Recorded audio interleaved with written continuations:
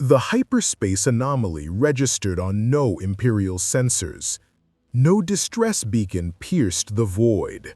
No ship emerged from the swirling chaos of blue-white energy that tore through real space like a wound in reality itself. Yet something came through.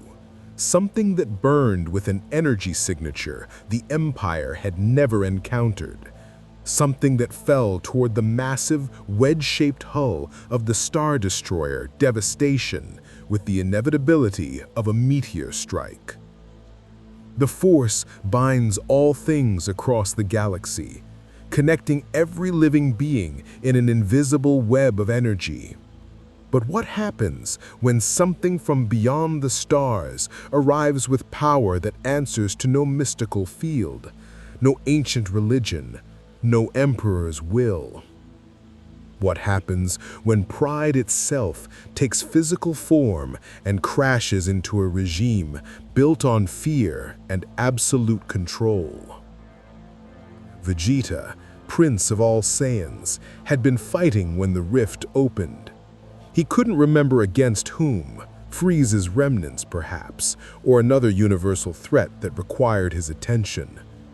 What he remembered was the sensation of reality tearing, of his ki flaring uselessly against a force that had nothing to do with strength or energy, and then the stomach-churning twist of falling through something that wasn't space at all.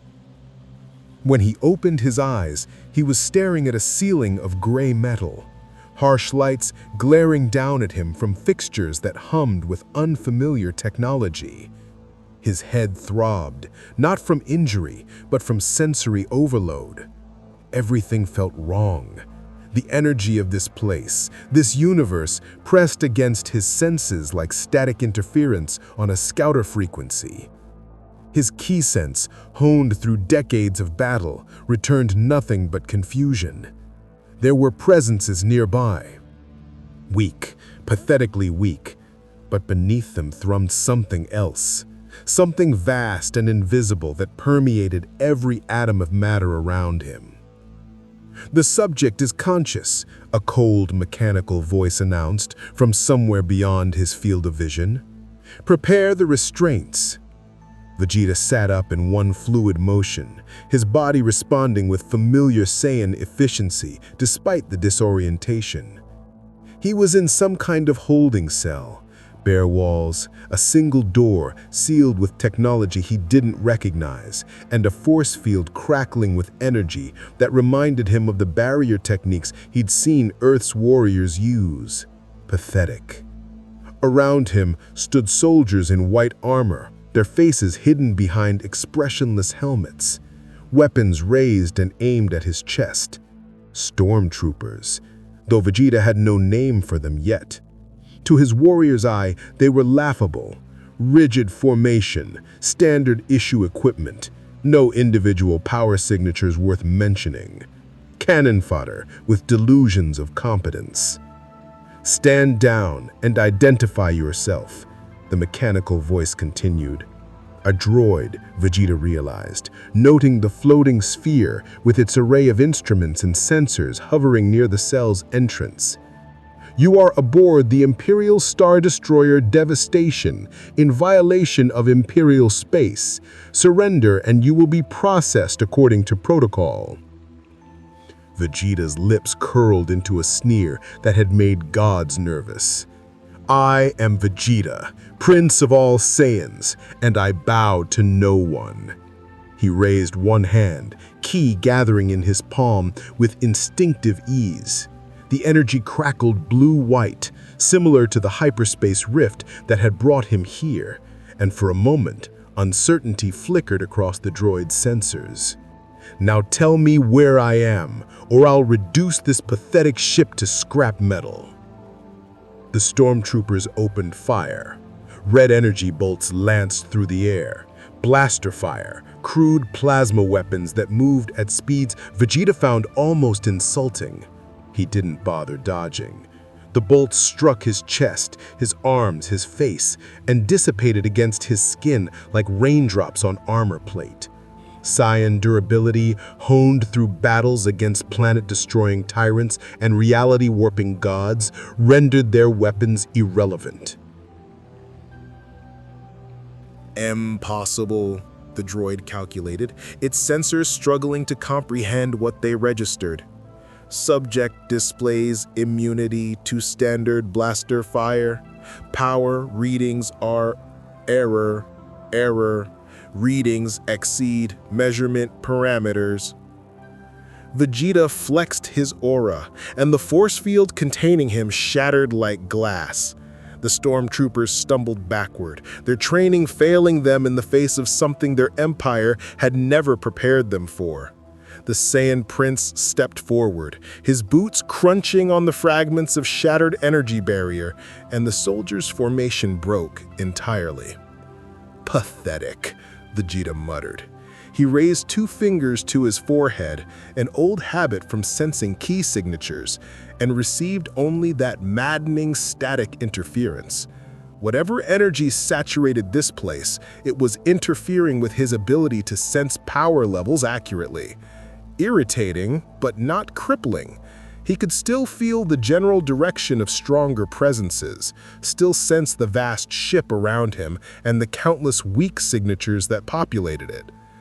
The door behind the fleeing stormtroopers hissed open, and the man in a gray uniform strode through, flanked by more soldiers. An officer, Vegeta assessed, noting the insignia and the way the others deferred to him. The man's face was pale, his eyes cold with confidence of someone accustomed to absolute authority. "I am Captain Vrain of the Imperial Navy. You will surrender immediately, or we will be forced to use lethal measures." Vegeta laughed, a sharp, mocking sound that echoed off the cell's metal walls. "Lethal measures? Your toy weapons can't even scratch me. What makes you think—" The captain's hand moved to a comlink at his belt. "Deploy the detention rays. Full power." The walls erupted with energy, not the crude plasma of blaster fire, but something more sophisticated. Tractor beams, particle containment fields, technologies the Empire had refined for capturing everything, from Jedi to rogue droids. They hit Vegeta from 6 directions simultaneously, invisible forces that sought to lock his limbs in place, to crush him under pressure that could crumple Durasteel. For a moment, just a moment, Vegeta felt resistance. The technology was impressive by this universe's standards, he'd grant them that. Then he powered up, his aura flaring white gold around his body, and the detention rays shattered like everything else the Empire had thrown at him. "Enough games," Vegeta snarled. He raised one hand, palm out, and ki gathered in a sphere of destructive potential. One blast would vaporize the captain, the soldiers, likely the entire corridor beyond. He'd done it 1,000 times before, eliminated those who stood in his way with casual efficiency. But something stopped him. Not mercy, never that. Strategic thinking. He was alone in an unfamiliar universe, with no idea how he'd arrived or how to return home. Killing these weaklings would be satisfying, but ultimately pointless. What he needed was information, and corpses couldn't provide that. The ki sphere dissipated, much to Captain Vrain's poorly concealed relief. "You're going to tell me everything," Vegeta said, lowering his hand but maintaining his combat-ready stance. "About this place, this empire you serve, and how I'm going to get back to my own universe. And you're going to do it quickly, because my patience has limits." The captain's composure returned, though Vegeta could sense the fear beneath it. Even with his ki sense disrupted, reading body language was second nature to a warrior of his caliber. "The Imperial Empire. We control most of the known galaxy. Emperor Palpatine rules from Coruscant, the capital world. You're in the Outer Rim territories, Patrol Route Orex 7. Empire, Vegeta repeated, releasing the captain and letting him stumble backward. Another tyrant playing at godhood. How original. He'd served under Frieza for years, had seen how despots operated. This empire sounded no different. Consolidate power, crush resistance, rule through fear. What about warriors, soldiers worth fighting? The Imperial military is the most powerful force in the galaxy, Vrain said, some pride returning to his voice, despite his fear. We have millions of stormtroopers, thousands of star destroyers, and the Imperial Navy. Not soldiers, warriors. Vegeta's eyes narrowed. Fighters with actual power, not cannon fodder with blasters. The captain hesitated, uncertainty crossing his features. There are rumors. The Emperor has servants, dark side users. Lord Vader. Vader. The name meant nothing to Vegeta, but the way Vrain spoke it, with a mixture of reverence and terror, suggested this was someone worth noting. This Vader is strong. He is the Emperor's enforcer, a dark lord of the Sith. They say he can kill with a gesture, that he's more machine than man, that... Vegeta held up a hand, stopping the rambling explanation. Sith, Force, Dark Side, more terms that meant nothing to him, but he was beginning to piece together the structure of this universe. There was some kind of mystical power here, that strange energy he'd sensed permeating everything, and apparently some individuals could wield it. Interesting. Perhaps not everyone in this galaxy was as pathetically weak as these stormtroopers. Where is this Vader now? I don't know. The Dark Lord's movements are not shared with... An alarm klaxon shattered the conversation, red lights flashing throughout the corridor. The captain's comlink crackled to life with a panicked voice. Captain Vrain, the emergency alert! The Emperor himself has issued a priority directive regarding the unknown subject. Lord Vader is being dispatched immediately. Estimated arrival in 6 hours. Vegeta's expression shifted from irritation to something that might have been anticipation. Finally, someone in this universe who might actually provide a decent fight.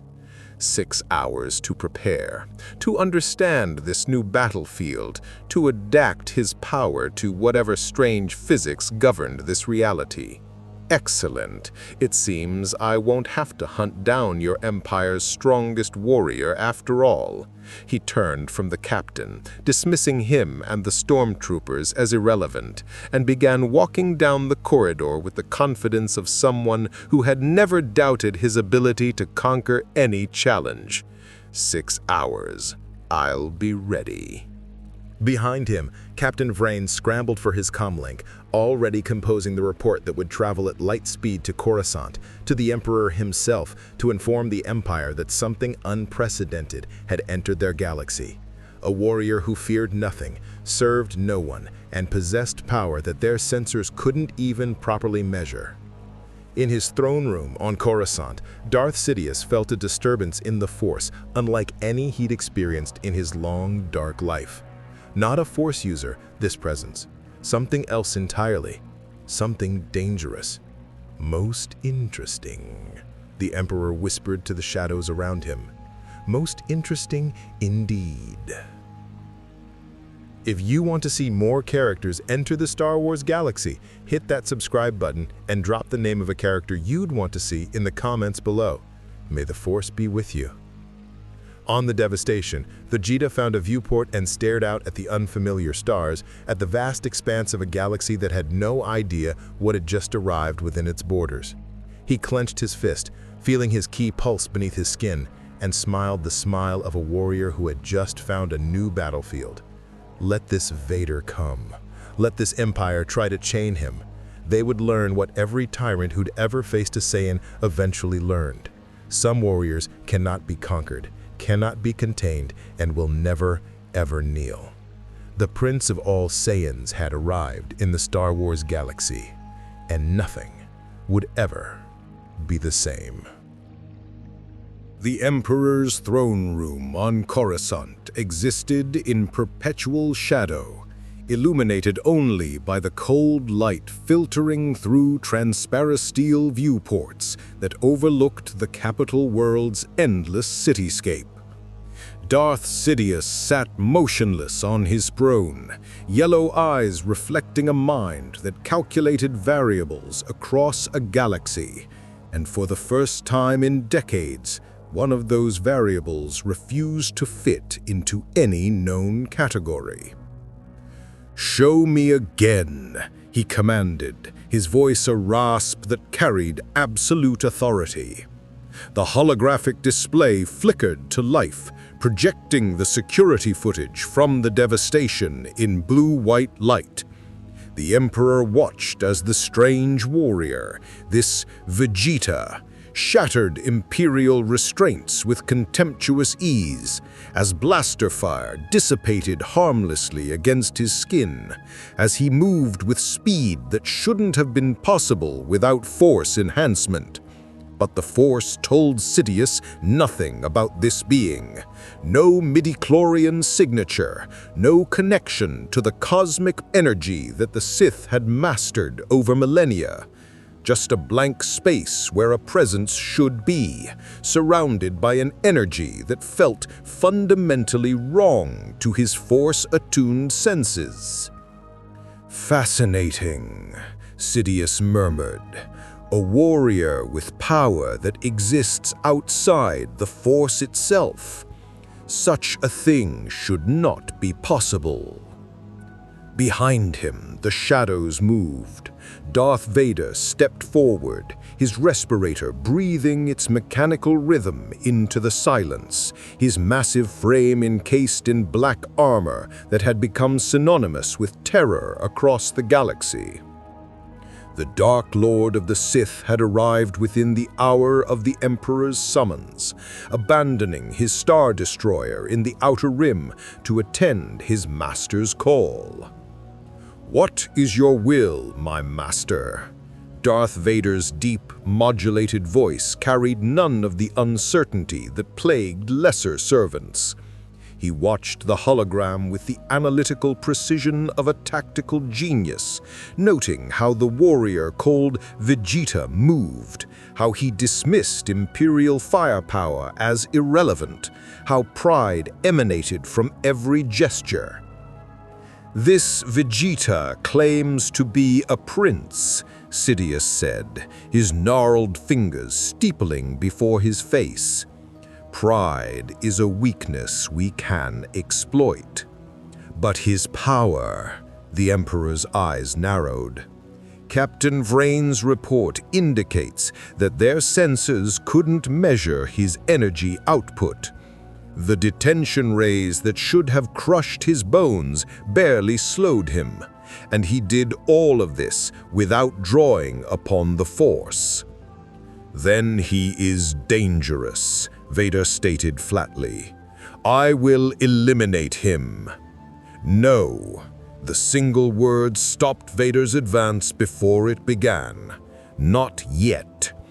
This warrior may prove useful. The rebellion grows bolder. The Jedi are nearly extinct, but their inspiration lingers. Imagine if we could harness this Vegeta's power for the Empire, a weapon that operates outside the Force, immune to the weaknesses that plague Force users." Vader's mask turned toward his master, and though his face remained hidden, decades of apprenticeship allowed Sidious to sense the doubt beneath the mechanical breathing. He will not serve willingly. Warriors of such pride do not bend easily. Everyone bends, Lord Vader, or they break. Sidious rose from his throne, his robes shifting like living darkness. Take Grand Admiral Thrawn's tactical analysts with you. Study this Vegeta.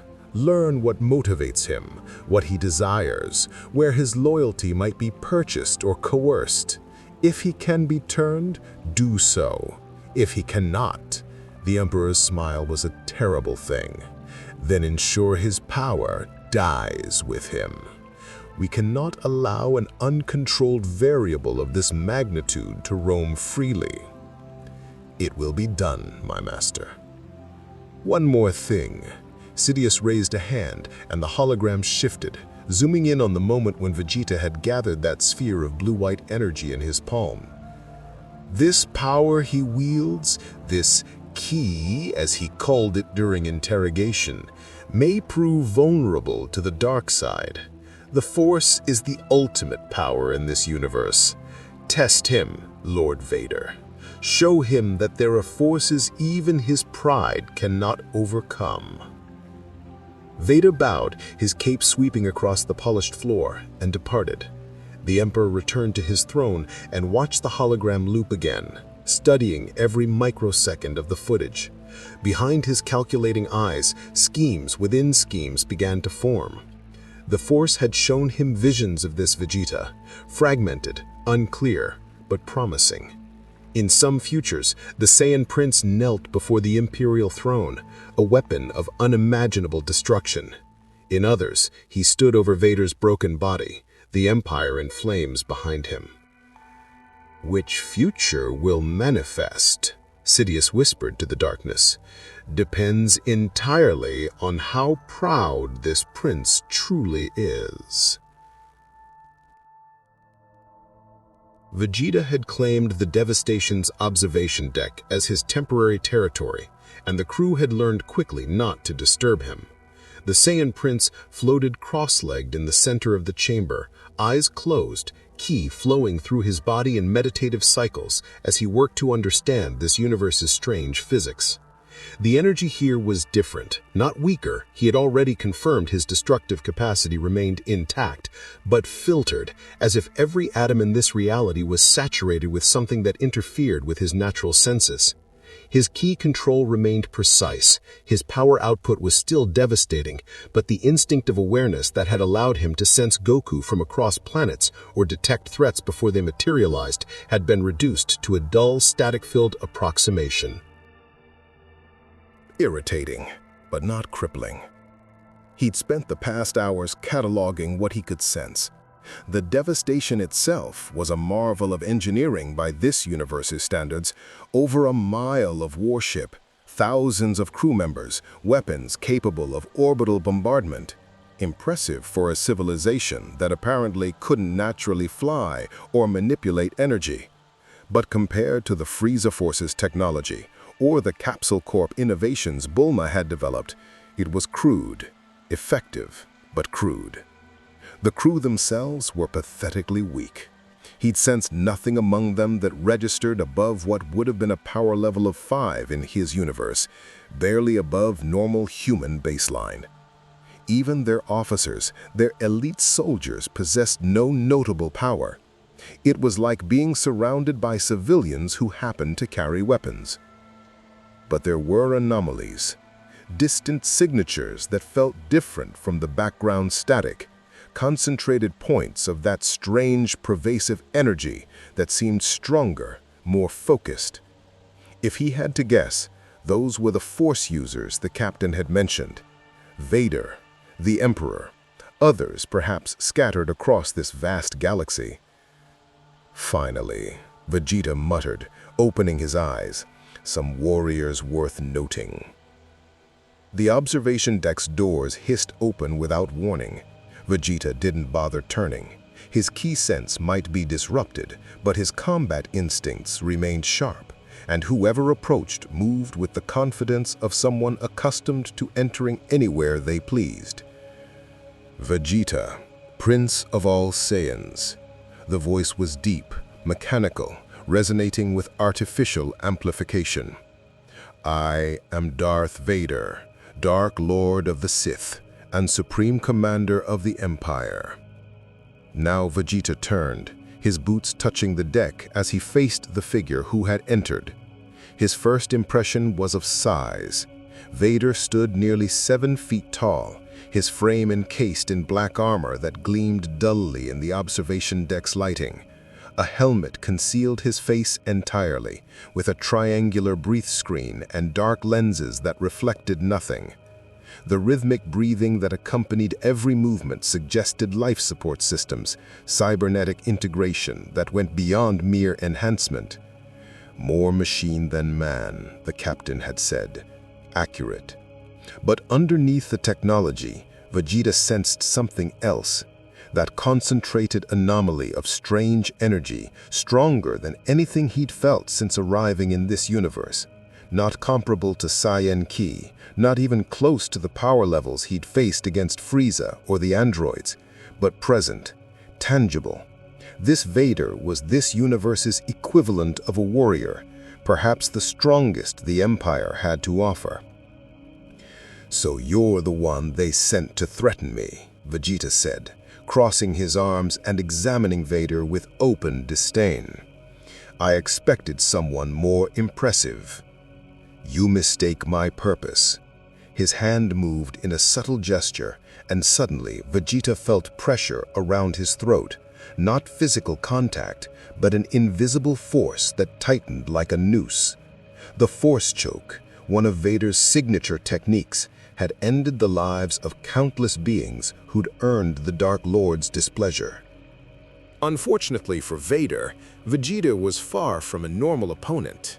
The Saiyan Prince powered up, his aura flaring white gold around his body, and the Force choke shattered like everything else in this universe that had tried to restrain him.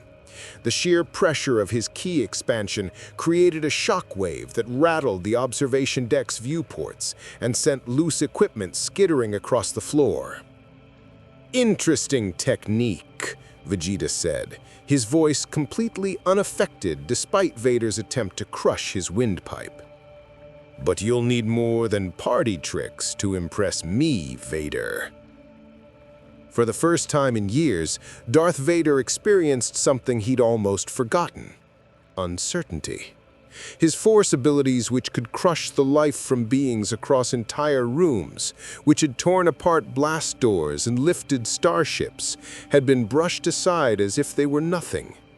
The warrior before him had simply refused to be affected, his strange energy overwhelming the Force through sheer intensity. "Your power is considerable," Vader admitted, his tactical mind already analyzing, cataloging, searching for weaknesses. "But power alone does not ensure victory. The Force grants abilities beyond mere strength." "Then show me." Vegeta dropped into a combat stance, his smirk returning. Finally, a fight worth having. Not a true challenge. He could sense that Vader's power was nowhere near his own level, but at least someone who wouldn't die from a single punch. "Prove that this Force of yours is worth my attention." Vader's lightsaber ignited with a snap hiss, the crimson blade casting red shadows across his black armor. The weapon hummed with barely contained plasma, an elegant tool that had served the Sith for millennia. Against any normal opponent, the mere sight of a lightsaber was often enough to end conflict before it began. Vegeta laughed. "A glowing sword? That's your answer to my power?" The Dark Lord moved with Force-enhanced speed, crossing the distance between them in a heartbeat, his lightsaber descending in a strike that had bisected Jedi Masters and Rebellion leaders alike. The blade struck Vegeta's raised forearm and stopped. Sparks cascaded from the point of contact, the lightsaber's plasma containment field shrieking in protest as it encountered something it wasn't designed to cut. Vegeta's Saiyan durability, honed through battles that would have vaporized planets, proved more than sufficient to withstand even a weapon designed to cut through nearly anything. The blade scored his skin, left a red mark that might have been a first-degree burn, but penetrated no further. "That's it?" Vegeta asked, genuine disappointment in his voice. He swatted the lightsaber aside with casual force, the blade leaving his hand entirely as it flew across the observation deck and embedded itself in the far wall. I've fought tyrants who could destroy solar systems. Your glowing stick is impressive for this universe, I'll grant you that, but... Vader thrust out both hands, and the Force erupted with dark side fury. Not a simple choke this time, but a telekinetic barrage. Every piece of loose equipment in the observation deck became a projectile. Chairs and control panels and maintenance droids hurled at Vegeta with bone-crushing velocity. Simultaneously, the Dark Lord reached into the Force and pulled, attempting to manipulate Vegeta's body directly, to lift him and slam him against the viewports with enough force to shatter bones. The equipment struck Vegeta and shattered against his aura. The telekinetic pull moved him perhaps an inch before his ki flared again, anchoring him in place through sheer energy output. Vader was powerful by this universe's standards, skilled in ways that had made him the Empire's greatest weapon, but against someone who'd fought gods and survived the apocalyptic battles of the Dragon Ball universe, the gap was simply too vast. "Enough," Vegeta said, and moved. His fist caught Vader in the chest plate. Not a full-power strike, not even close, but sufficient. The impact sent the Dark Lord flying backward, his armored body crashing through the observation deck's doors and into the corridor beyond. Alarms began blaring immediately, emergency bulkheads starting to seal as the ship's systems registered catastrophic damage to a primary section. Vegeta walked calmly through the destroyed doorway, his boots crunching on twisted metal. Vader was already rising, his armor dented but his stance steady, drawing upon the dark side to push through pain that would have incapacitated lesser beings. The Sith Lord's respirator breathed faster now, labored, and Vegeta could sense that some of his life support systems had been damaged. "You're durable," Vegeta acknowledged. "I'll give you that much. But this fight is over." "It has barely begun." Vader raised his hands, and suddenly the corridor's walls began to buckle inward. The Dark Lord was drawing upon the full depth of his power now, using the Force to manipulate the ship's structure itself, attempting to crush Vegeta between tons of durasteel and reinforced bulkheads. Vegeta sighed, raised one hand, and fired a ki blast. The beam of energy, blue-white and barely a fraction of his actual power, punched through the collapsing walls like they were tissue paper, through the deck above, through 3 more levels of the devastation, and out into space beyond. The telekinetic pressure vanished as Vader was forced to divert his concentration to shield himself from the sudden decompression, using the Force to maintain atmosphere as even emergency force fields struggled to engage. "You're strong for this universe," Vegeta said, lowering his hand. "Probably the strongest warrior your empire has, but you're nowhere near my level, Vader. Accept that reality, and maybe we can have a productive conversation." The Dark Lord stood in the damaged corridor, his armor venting atmosphere, his lightsaber retrieved through force pull and ignited once more. Behind his mask, Anakin Skywalker's tactical genius processed what had just occurred. The warrior before him had casually deflected abilities that could kill Jedi, had shrugged off a lightsaber strike, and punched him through reinforced doors without apparent effort.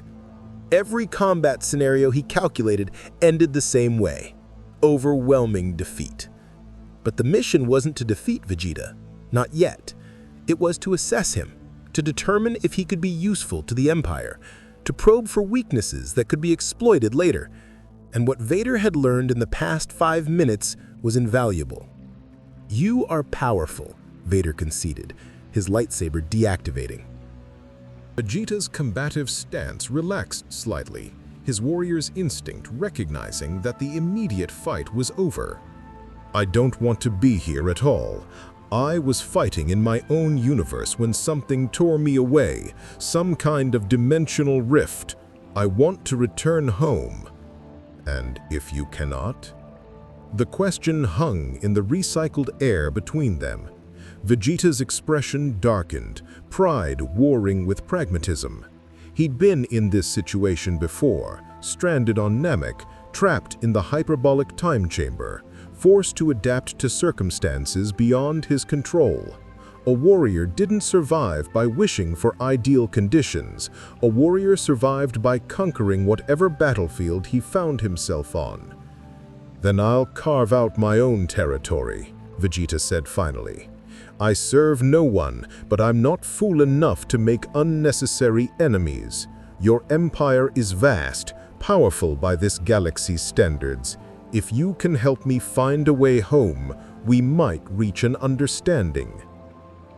Vader processed this, his connection to the Force giving him insight into the Saiyan's emotional state.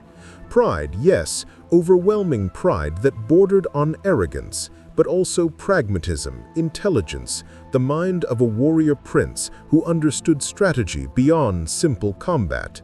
The Emperor had been right. This Vegeta could potentially be recruited, if approached correctly. "The Emperor wishes to meet you. He is the most powerful Force user in the galaxy, with knowledge that spans millennia. If anyone can help you return to your universe, it would be him.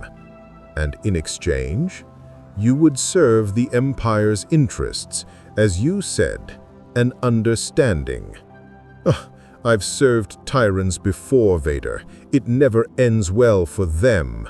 He thought of Freezer, of that golden moment when his tyrant's eyes had widened in comprehension and fear as Super Saiyan power overwhelmed him. "But I'll meet this Emperor of yours. If he's as powerful as you claim, at least the conversation will be interesting." "Then you will come to Coruscant willingly?" "I'll come, but make no mistake, I'm not your prisoner and I'm not your soldier. I'm investigating my options. If your Emperor can help me, fine. If not, I'll find my own path." Vader inclined his head in acknowledgement, already composing the report he would send to Palpatine. The situation was more complex than anticipated, but also more promising. This Vegeta was powerful enough to be a galaxy-changing weapon, proud enough to potentially serve if approached correctly, and intelligent enough to be dangerous if they made him an enemy. As stormtroopers arrived to assess the damage, as the devastation's captain stammered apologies and damage reports, Vegeta returned to the observation deck and stared out at the unfamiliar stars. Behind him, Vader watched, through the Force, analyzing, calculating. Neither warrior noticed the subtle disturbance rippling through the Force itself, a warning from the cosmic energy that bound the galaxy together. Something fundamental had shifted. A variable had entered the equation that didn't follow the rules, that operated outside the careful balance between light and dark that had defined reality for millennia. On Coruscant, the Emperor smiled in his darkened throne room. And across the galaxy, in a rebel base hidden among asteroids in the Outer Rim, a few surviving Jedi felt a disturbance they couldn't name. Not a Force presence, but the absence of one. A warrior who shouldn't exist, moving through their reality like a stone thrown into still water. The game had changed. The players just didn't know it yet. The journey to Coruscant took 3 days through hyperspace. 3 days in which Vegeta learned more about this galaxy than any Imperial interrogation could have extracted. He didn't learn through cooperation or submission. The very idea was laughable. Instead, he learned by demanding, by taking, by making it clear that his patience was a limited resource that the Empire was rapidly depleting. Captain Vrain had been reassigned. The new commanding officer of the devastation, a stern woman named Captain Shale, understood her role with crystalline clarity. Keep the Saiyan prince content enough to reach Coruscant without vaporizing the ship. She provided access to the Star Destroyer's databases, its HoloNet archives, its strategic maps of the galaxy. Vegeta absorbed it all with the focused intensity of a warrior studying an unfamiliar battlefield. The Galactic Empire. 25,000 years of Republic history ended in a single day, replaced by Emperor Palpatine's authoritarian regime. Millions of worlds, quadrillions of sentient beings, all brought under the control of one man and his military machine. The Jedi Order, mystical warriors who'd served as peacekeepers for millennia, hunted to near extinction, their temple turned into the Imperial Palace. A rebellion rising from the ashes, small but growing, led by idealists who believed freedom was worth dying for.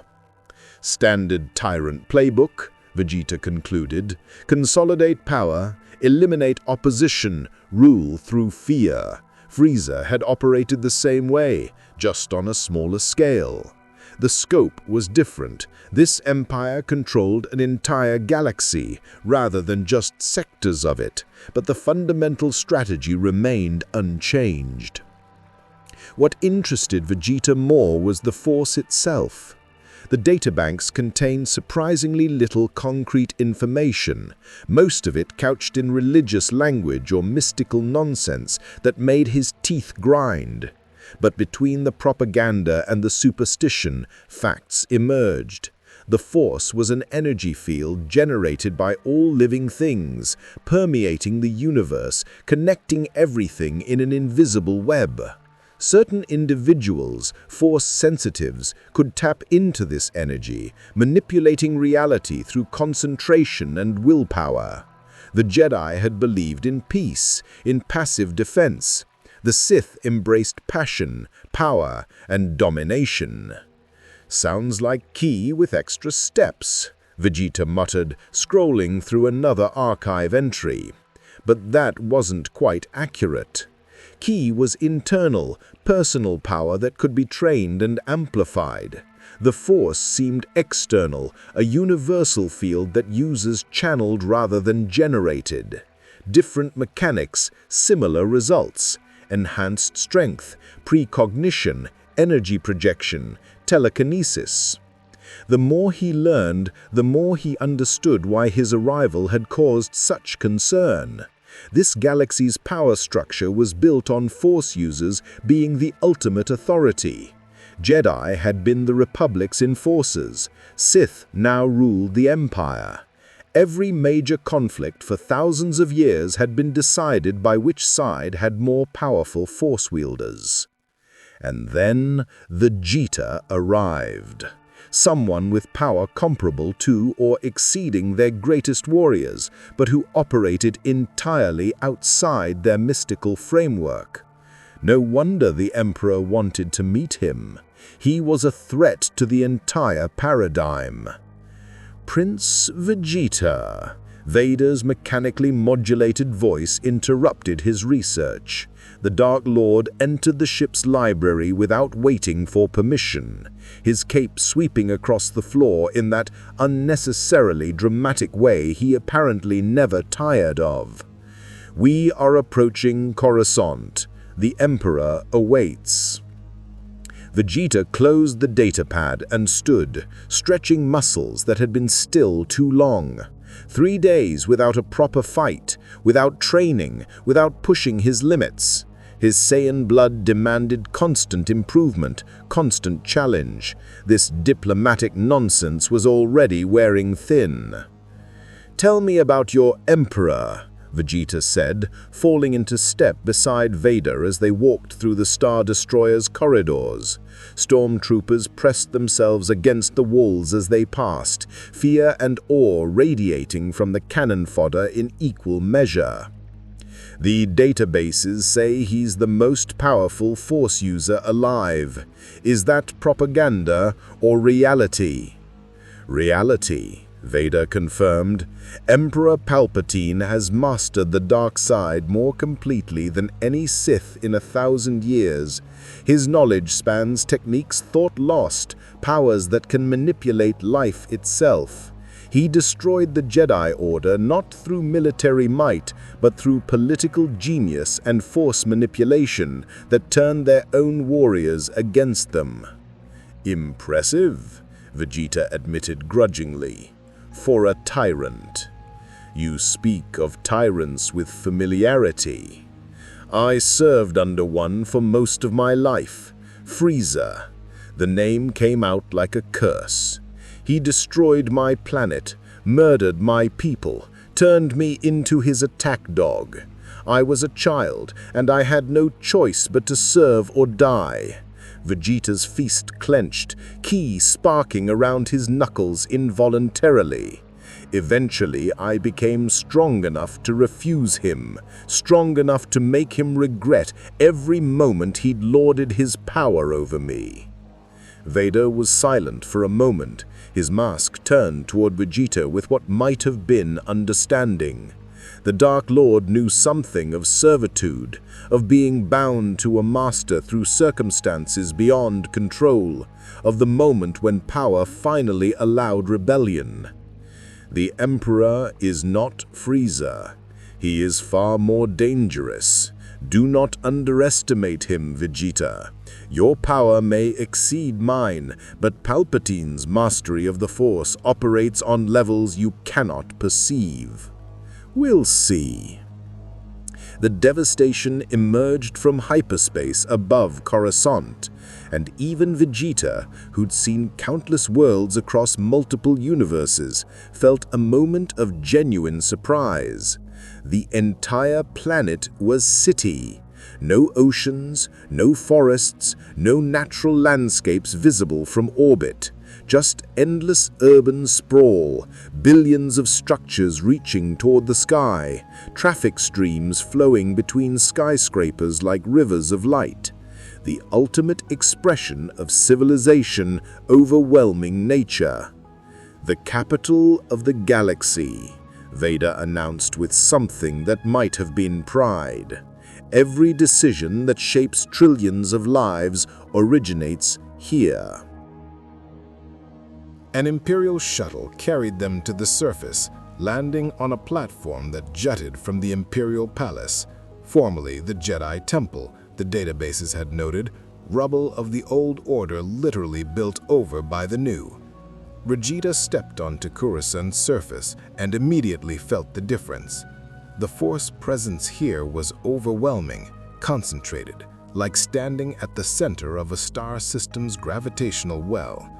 Whatever that pervasive energy was, it saturated this world more densely than anywhere he'd yet experienced. Red armored guards lined the pathway, Imperial Royal Guards, elite warriors trained in both combat and the Force, utterly loyal to the Emperor. They didn't move as Vegeta passed, but he could sense their readiness, their hands near weapons that probably wouldn't harm him any more than the stormtroopers' blasters had. The throne room was exactly what Vegeta expected, grand, shadowed, designed to intimidate. A long walkway led to an elevated platform where a throne sat in manufactured darkness, and on that throne, a figure in dark robes waited with the patience of something that had all the time in the galaxy. "Welcome, young Vegeta," Emperor Palpatine said, his voice a rasping whisper that somehow carried perfect clarity. "I have waited with great interest for your arrival." Vegeta walked forward without hesitation, refusing to be cowed by atmosphere or theatrics. As he approached, the Emperor's features became visible, ancient, withered, yellow eyes that gleamed with intelligence and malice in equal measure. This was what unlimited dark side corruption looked like, what happened when someone pursued power so completely that their physical form reflected their spiritual decay. And yet, beneath the aged appearance, Vegeta sensed genuine strength, not physical. Palpatine's body was clearly failing, sustained more by the Force than by natural vitality, but power of will, of knowledge, of mastery over that strange energy that filled this universe. This was no mere politician playing at godhood. This was a warrior in his own right, just one who fought with different weapons. "Emperor," Vegeta acknowledged with a nod that was barely respectful. No bow, no kneeling, no submission. "I'm told you're the most powerful being in this galaxy." "One of them," Palpatine corrected, his smile revealing teeth that had seen too many decades. "But you, Prince Vegeta, have introduced a variable I did not foresee. Power that exists outside the Force itself. Most intriguing."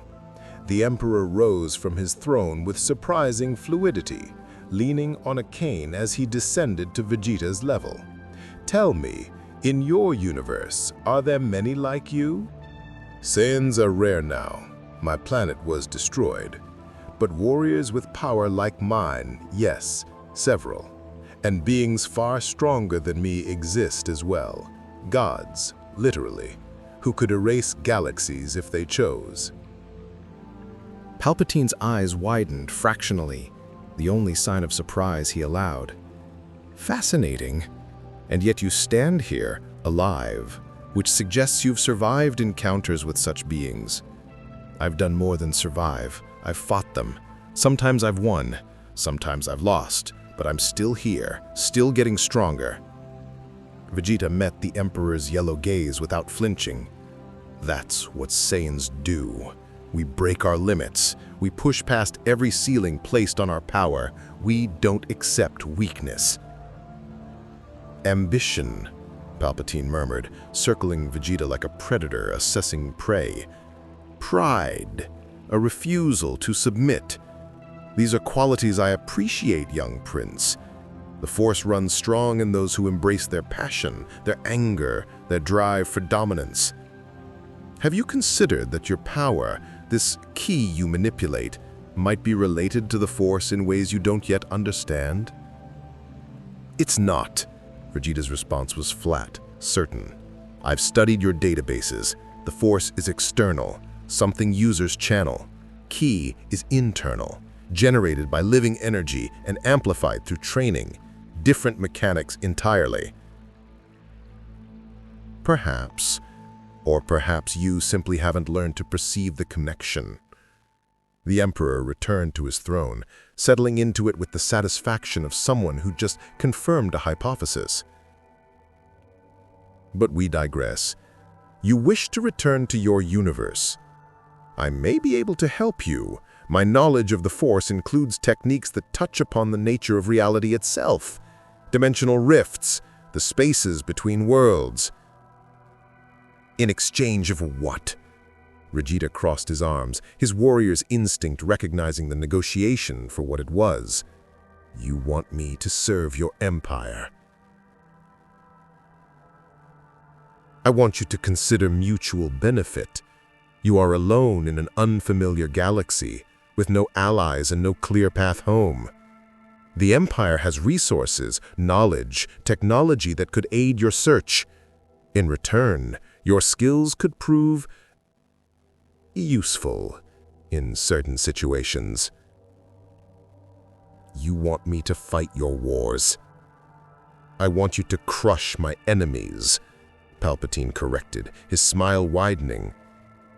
"The rebellion grows bolder, believing they can restore the corrupt republic that failed this galaxy for millennia.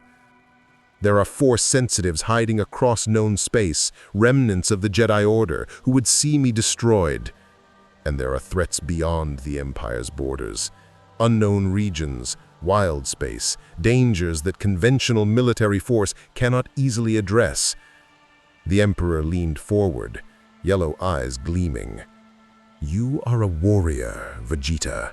You hunger for battle, for challenge, for opponents worthy of your strength. I can provide all of that and more." It was a good offer, strategically sound. Vegeta had no allies in this universe, no support structure, no way to search for dimensional rifts across an entire galaxy on his own. The Empire's resources would be invaluable. Their hyperspace technology, their sensor networks, their archives of Force knowledge that might contain clues about how he'd arrived and how he could leave. But he'd played this game before. He'd served under Frieza with similar justifications, telling himself it was pragmatic, strategic, the smart choice. And it had cost him his pride, his people, his childhood. Every day under Frieza's command had been another cut to his soul, another compromise of who he was supposed to be, the Prince of all Saiyans, reduced to a tyrant's enforcer. No, Vegeta said. The word dropped into the throne room like a stone into still water. Vader shifted slightly, hand moving toward his lightsaber. The royal guards tensed, ready to respond to any threat against their emperor. Palpatine's expression didn't change, but the Force itself seemed to chill, the temperature dropping several degrees as dark side energy gathered around the ancient Sith. "No?" Palpatine repeated, his voice still calm, but carrying an undercurrent of menace. "You refuse the Emperor's offer?" "I've served tyrants before," Vegeta said, his ki beginning to flare around him in visible white gold energy. "I told Vader the same thing. It never ends well for them. You want my power? You want me to fight your wars, to be your weapon? I'm not interested. I'll find my own way home." "You are making a mistake." The Emperor's voice hardened, ancient malice rising to the surface. "You cannot comprehend the forces arrayed against you in this galaxy. Without the Empire's protection, you will be hunted. The rebellion will see you as an imperial asset to be eliminated. Pirates and criminals will test your strength. Force sensitives will sense your power and seek to challenge or destroy you." Palpatine stood again, lightning beginning to crackle around his fingertips. Dark side energy made manifest, one of the Sith's most devastating techniques. "And I will ensure that every resource of this empire is dedicated to either recruiting you or ending you. There is no neutral ground, Prince Vegeta. You are either an asset or a threat." "Then I'm a threat." Vegeta's aura exploded outward, his power no longer restrained, filling the throne room with pressure that made the royal guards stagger and forced even Vader to brace himself. Palpatine's response was immediate and devastating. Force lightning erupted from his hands, not the restrained displays he'd used to torture information from prisoners, but the full fury of decades of dark side mastery. Blue-white energy arced across the throne room, striking Vegeta with enough power to reduce most beings to ash in seconds. Vegeta screamed, not in fear, but in pain and rage. The lightning hurt, actually hurt, in a way that blaster fire and lightsabers hadn't. It wasn't physical damage alone. The Force lightning attacked the nervous system directly, overloading pain receptors, disrupting ki flow in ways he'd never experienced. His Saiyan biology responding to near-death trauma, cells dying and regenerating stronger, power level increasing even as he suffered. The Empire had tortured him aboard the Devastation in those first hours, trying to understand his physiology, and they'd inadvertently triggered the same response. Each injury that didn't kill him made him stronger. And Force lightning, for all its agony, couldn't generate enough raw, destructive force to actually kill him. Vegeta's scream transformed from pain to fury. His aura flared brighter, white gold energy pushing back against the blue-white lightning, his power adapting, learning, growing stronger through the challenge, exactly as Saiyan biology was designed to do. He took one step forward, then another, muscles straining against the Force lightning's pressure, his will refusing to break even as his body burned. "Impressive," Palpatine admitted, increasing the lightning's intensity. "But futile. You cannot overcome the—" Vegeta's fist, wreathed in ki energy, caught the Emperor in the chest. The impact sent Palpatine flying backward, his ancient body crashing against his throne with bone-breaking force. The Force lightning cut off immediately as the Sith Lord's concentration shattered. Royal guards surged forward, weapons raised, but Vader's hand shot out in a stopping gesture. The Dark Lord understood what the guards didn't. Intervening now would only get them killed. Vegeta stood in the center of the throne room, smoke rising from his scorched armor and skin, breathing heavily but still standing, still defiant. His power had increased measurably in just those few minutes of torture, Zenkai boost pushing his already formidable strength to new heights. "Is that the best your Force can do?" Vegeta asked, his voice rough but triumphant. "Because I've survived worse, much worse." Palpatine rose from his throne, dark side energy swirling around him like a living thing, his face twisted with rage and grudging respect. For the first time in decades, someone had struck him, actually harmed him. The experience was novel enough to penetrate even his ancient malice. "You have made your choice," the Emperor said, his voice deadly calm now. "Leave Coruscant. Leave Imperial space. But know this, Vegeta. You have made an enemy of the most powerful force in the galaxy. We will meet again, and when we do, you will regret refusing my offer." "I'll be waiting," Vegeta said. He turned his back on the Emperor, a deliberate insult, dismissing the threat, and walked toward the throne room exit. Vader moved to intercept, lightsaber igniting, but Palpatine raised the hand. "Let him go," the Emperor commanded. "For now." Vegeta didn't look back. He strode through the palace corridors, past shocked stormtroopers and terrified officers, out onto the landing platform where his shuttle waited. The pilot was dead, killed by Vegeta's aura flare, too weak to withstand the pressure. But that didn't matter. He'd learned enough about this galaxy's technology to pilot the craft himself. The shuttle rose from Coruscant's surface. Vegeta looked back at the Imperial Palace one final time. He'd burned another bridge, made another enemy, refused another tyrant's offer of servitude. Some would call it stupidity, tactical foolishness to reject potential allies in an unfamiliar galaxy. But Vegeta called it freedom. He'd find his own way home. He'd grow stronger in this universe, fight its warriors, overcome its challenges, and if the Empire came for him, if this Emperor wanted war, then he'd give them exactly what Frieza had received, a Saiyan's fury unleashed without restraint.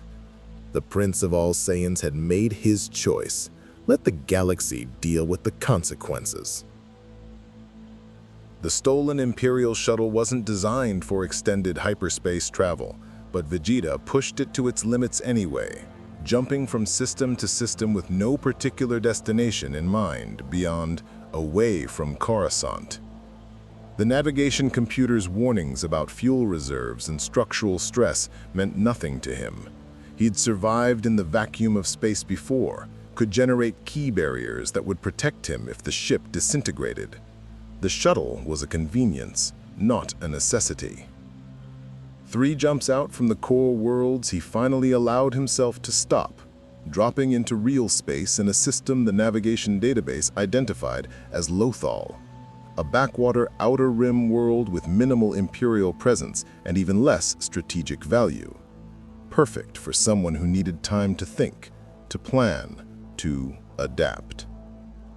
The shuttle's interior still bore scorch marks from his confrontation with Palpatine. Vegeta examined his arms, where the Force lightning had carved patterns across his skin like circuitry. The burns were already healing, Saiyan regeneration working overtime, but the memory of that pain lingered. He'd faced energy attacks before, had been blasted by everything from ki beams to magical assaults, but the Force lightning had been different. It hadn't just damaged his body, it had disrupted his ki flow, attacked his nervous system in ways that bypassed his natural defenses. "Interesting," he muttered, flexing his fingers and watching ki crackle across his knuckles. The energy responded normally now, no lingering interference.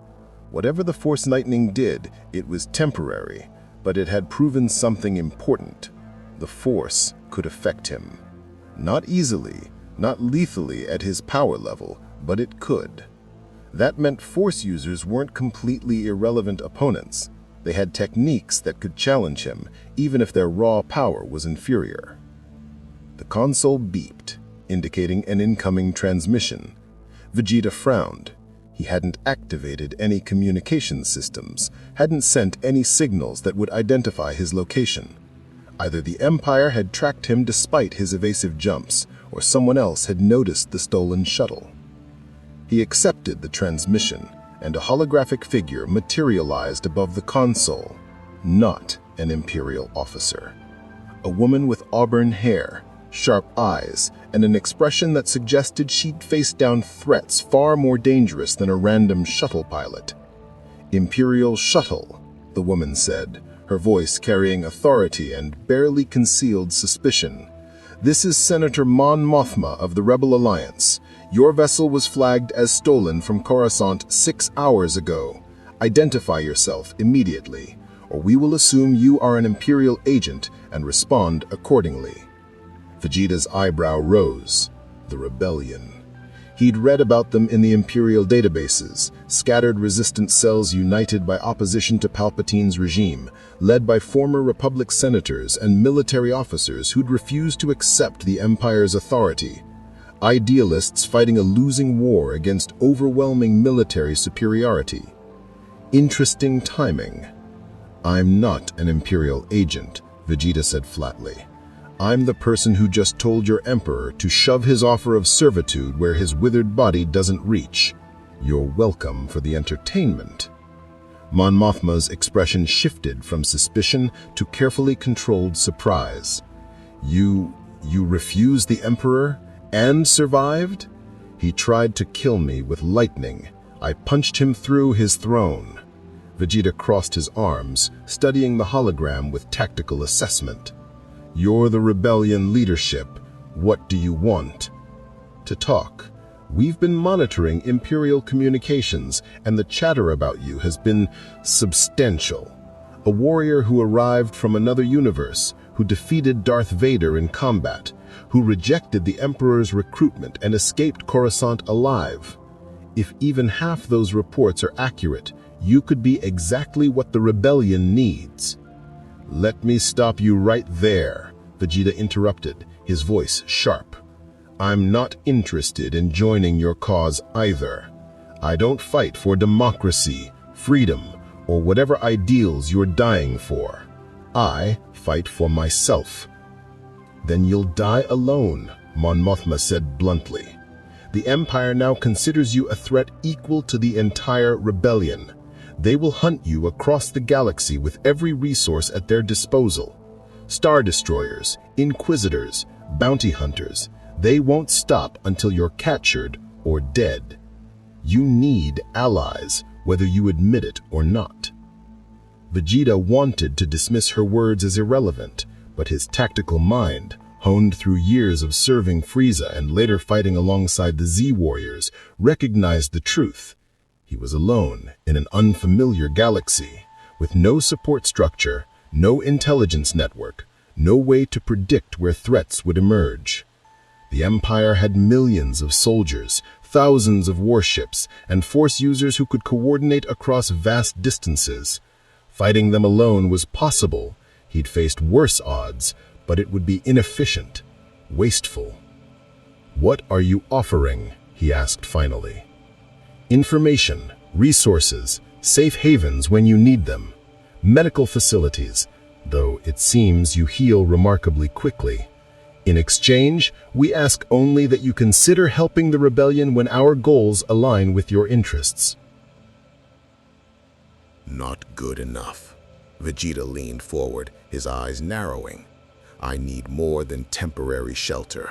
I need access to your intelligence networks, your scouts, your Force-sensitive operatives. I need information about dimensional anomalies, hyperspace rifts, anything that might explain how I arrived in this universe and how I can leave it." "That's ambitious." Most of our resources are dedicated to surviving the Empire's attacks, not exploring theoretical physics. Then we have nothing to discuss. Vegeta reached for the transmission controls, prepared to cut the connection. Wait. Mon Mothma held up a hand, calculation visible in her expression.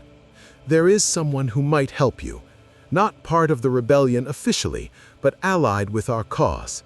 A Force user with knowledge that predates the Empire, who studies phenomena most Jedi considered impossible or heretical.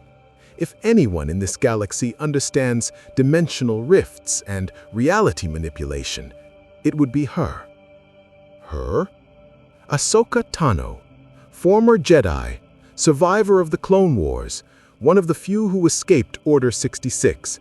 She operates independently, but she's helped the rebellion before. I can arrange a meeting if you're willing to at least hear what she has to say.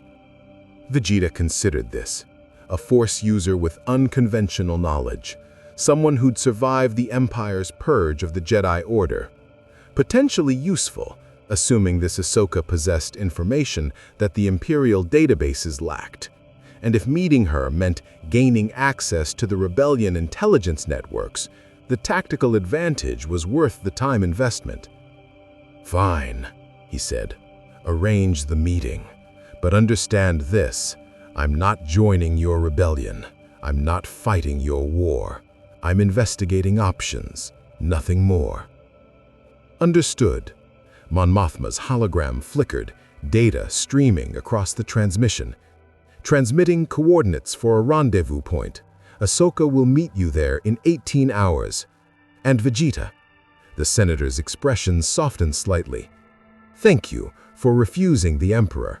Knowing that someone that powerful chose not to serve him gives the rest of us hope.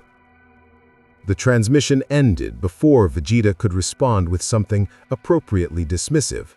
He stared at the coordinates. A moon orbiting a gas giant in an uninhabited system, far from Imperial patrol routes. A safe location for a clandestine meeting, assuming the rebellion hadn't betrayed him to curry favor with the Emperor. Unlikely. Mon Mothma had sounded genuine, and the rebellion's desperation was well documented. They wouldn't waste the opportunity his arrival represented just to score minor political points with an emperor who'd already marked them for extinction. Vegeta set the shuttle's navigation computer and leaned back, closing his eyes. 18 hours. Time to meditate, to further adapt his ki to this universe's strange physics, to process everything he'd learned since arriving in this galaxy. The Force. That was the key variable. In his universe, power came from training, from pushing past limits through combat and discipline. Some beings were naturally stronger, Frieza, Cell, Majin Buu, but even they operated under consistent rules. Energy could be sensed, measured, quantified. Battles were decided by power levels, technique, and will. Here, the Force introduced randomness, precognition that allowed users to dodge attacks they shouldn't be able to perceive, telekinesis that operated at distances his ki blasts couldn't easily reach, mind manipulation that could turn allies into enemies, and Force lightning, that damned lightning that had actually hurt him, that had disrupted his energy flow in ways he'd need to account for in future battles. He'd underestimated the Force, not drastically. His raw power still exceeded anything Vader or even Palpatine could generate, but enough to be concerning. If he was going to survive in this galaxy, he needed to understand the Force better, learn its limitations, its weaknesses, how to counter techniques that operated outside the physical realm. And he needed to keep getting stronger. The Zenkai boost from Palpatine's lightning had increased his power measurably, maybe 5% above where he'd been before arriving in this universe. Not enough to matter against the truly strong opponents from his home reality, Goku, Beerus, the Angels, but significant in this context. If he could continue triggering Zenkai boosts through combat with Force users, his power would grow exponentially. Eventually, even the Force's reality warping abilities wouldn't bridge the gap, assuming he lived long enough. Vegeta opened his eyes and stared out the viewport at the swirling colors of hyperspace. Somewhere out there, in this vast, unfamiliar galaxy, was a way home, a dimensional rift, a force technique, some technology that could tear through reality and return him to Universe 7. He would find it. He would return to Earth, to Bulma, to the life he'd built after Frieza's death. But until then, he would survive. He would adapt. He would become stronger. And anyone, Empire, Rebellion, Force user or otherwise, who tried to stand in his way would learn the same lesson Frieza had learned. Some warriors cannot be conquered. The rendezvous point was exactly as advertised, a barren moon with no atmosphere, no resources, no reason for anyone to visit unless conducting secret business. Vegeta landed the stolen shuttle in a crater and stepped out onto the rocky surface, his ki barrier automatically generating a bubble of breathable atmosphere around him. Another ship was already present, smaller than his shuttle, sleeker, designed for speed and maneuverability rather than capacity, a personal vessel. Modified extensively with technology that looked cobbled together from a dozen different sources. Rebellion aesthetics, I assumed. A figure emerged from the boarding ramp, and Vegeta's tactical assessment kicked in automatically. Female, humanoid but not human, orange skin, white facial markings, montrals extending from her head like horns. To Gruta, his memory supplied from the Imperial databases, the species was known for spatial awareness and connection to the Force. She wore practical clothing, gray and white, accented with blue that might have once been Jedi colors, but now looked faded, worn. Twin lightsabers hung from her belt, their hilts unique, clearly customized. Her stance was relaxed but ready, the posture of someone who'd survived countless battles through skill and instinct rather than overwhelming power. "Vegeta," she said, her voice calm and measured. "I'm Ahsoka Tano. Mon Mothma said you wanted to talk about dimensional rifts and reality manipulation."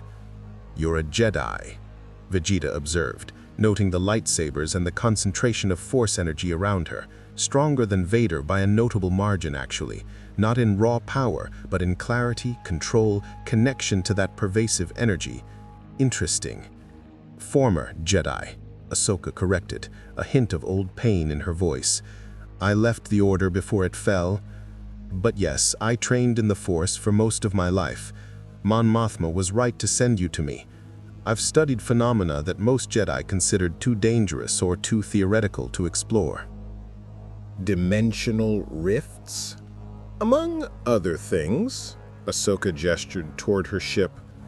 "This conversation might take a while. Want to get out of the vacuum?"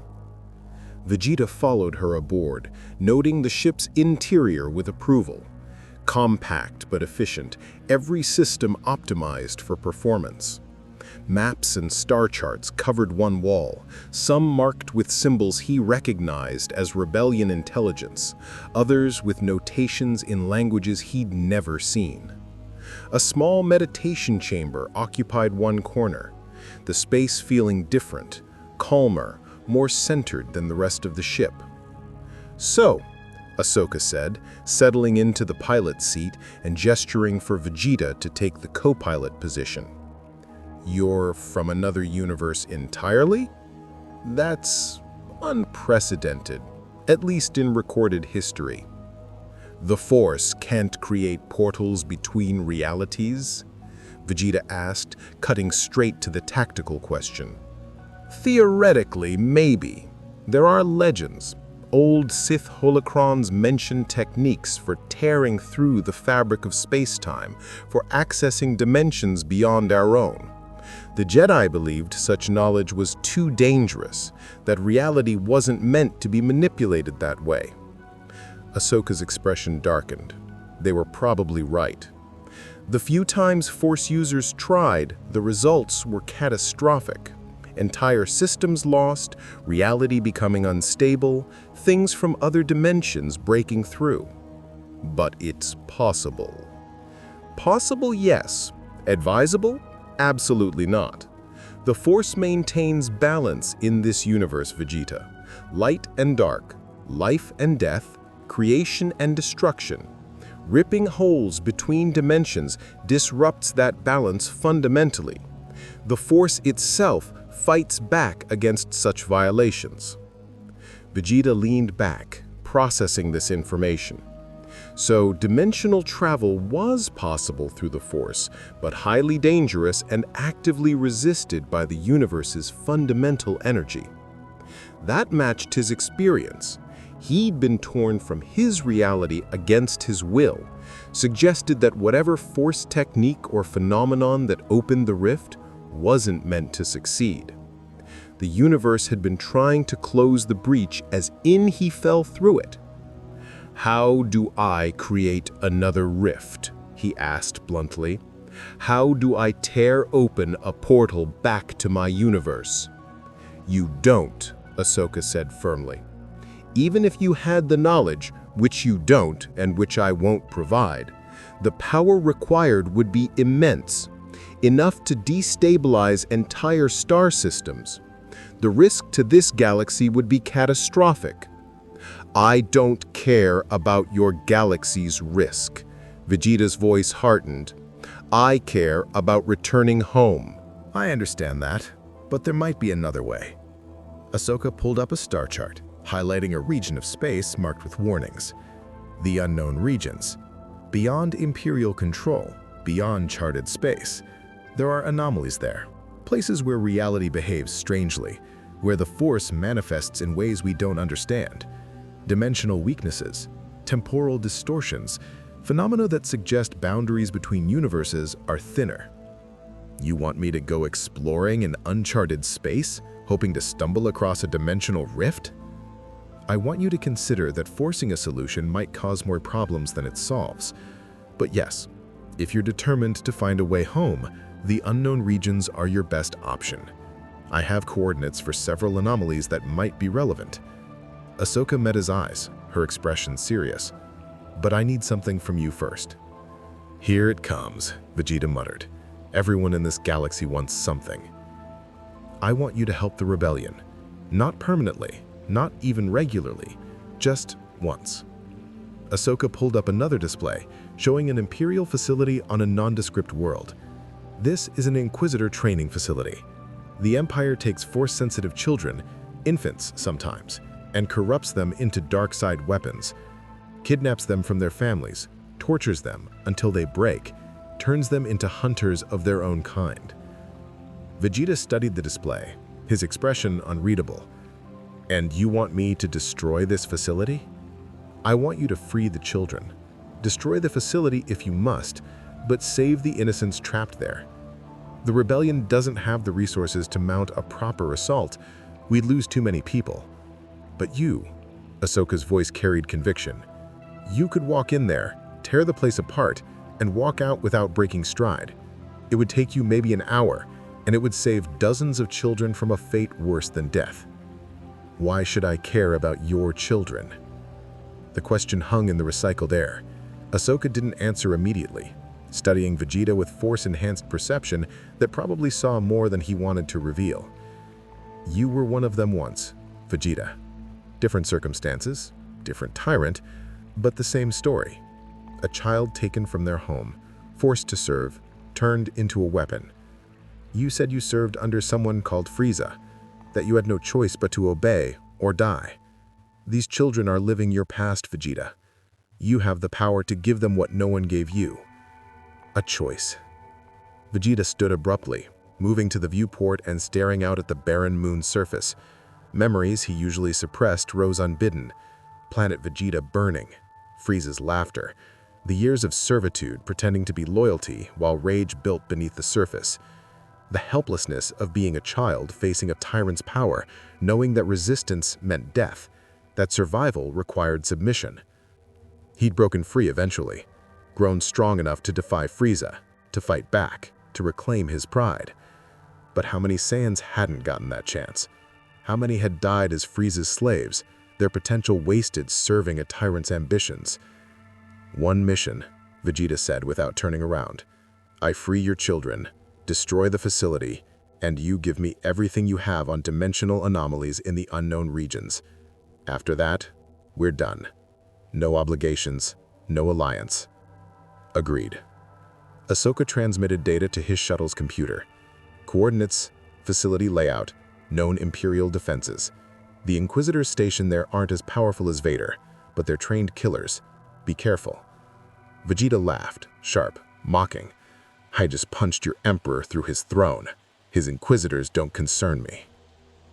It's not the inquisitors I'm worried about. Ahsoka's voice carried warning. It's what happens when you start caring about something beyond yourself. That's when you become vulnerable, Vegeta. That's when this galaxy starts to change you. I don't change, I get stronger. Vegeta walked toward the exit, their business concluded. Transmit those coordinates. I'll handle your Inquisitor problem. Then you'll give me what I need. As his shuttle lifted off from the moon's surface, Ahsoka Tano watched through her ship's viewport and reached out through the Force.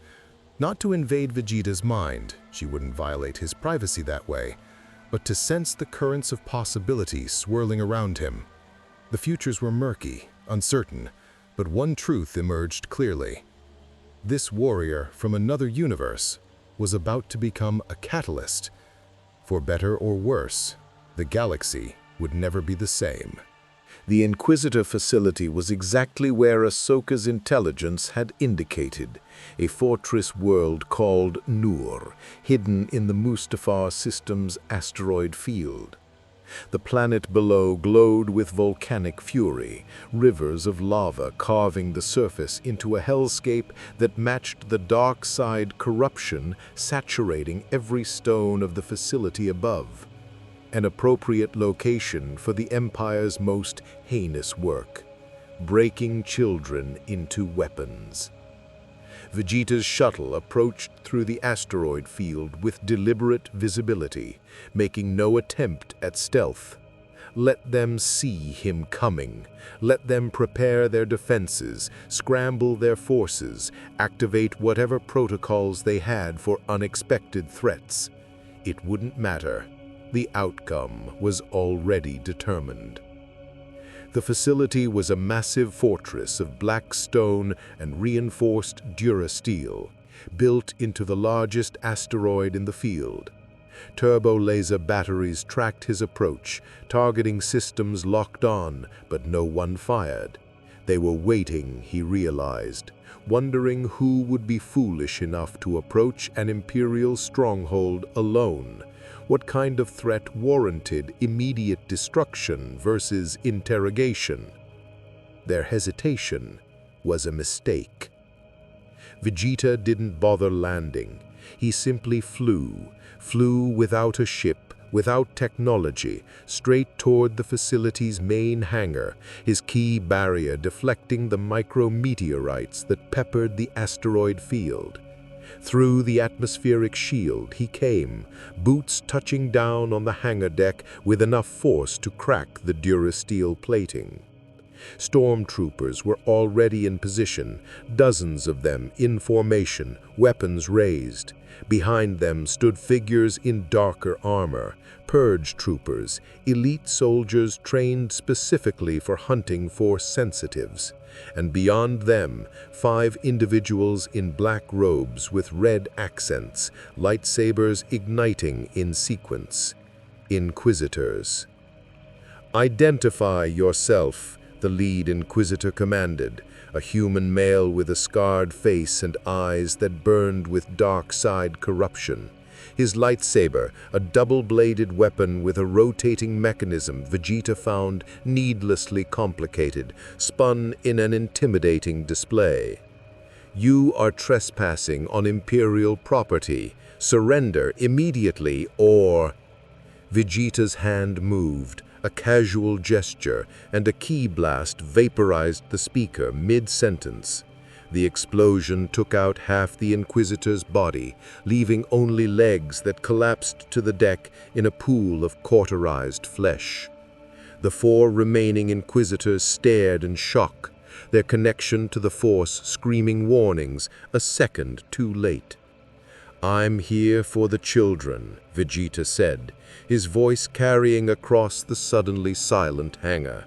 "Release them, and I'll only destroy this facility. Resist, and I'll make you regret every moment you spent breaking innocent lives."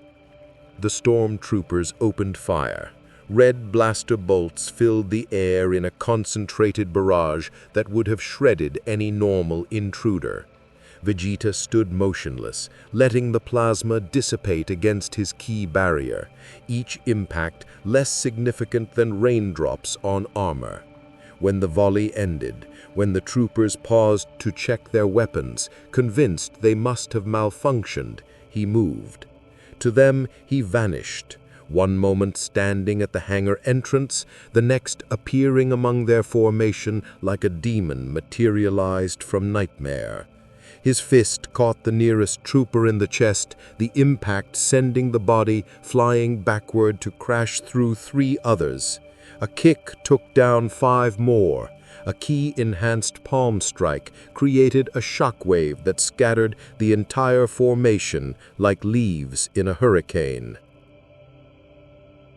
In 15 seconds, every stormtrooper in the hangar was down.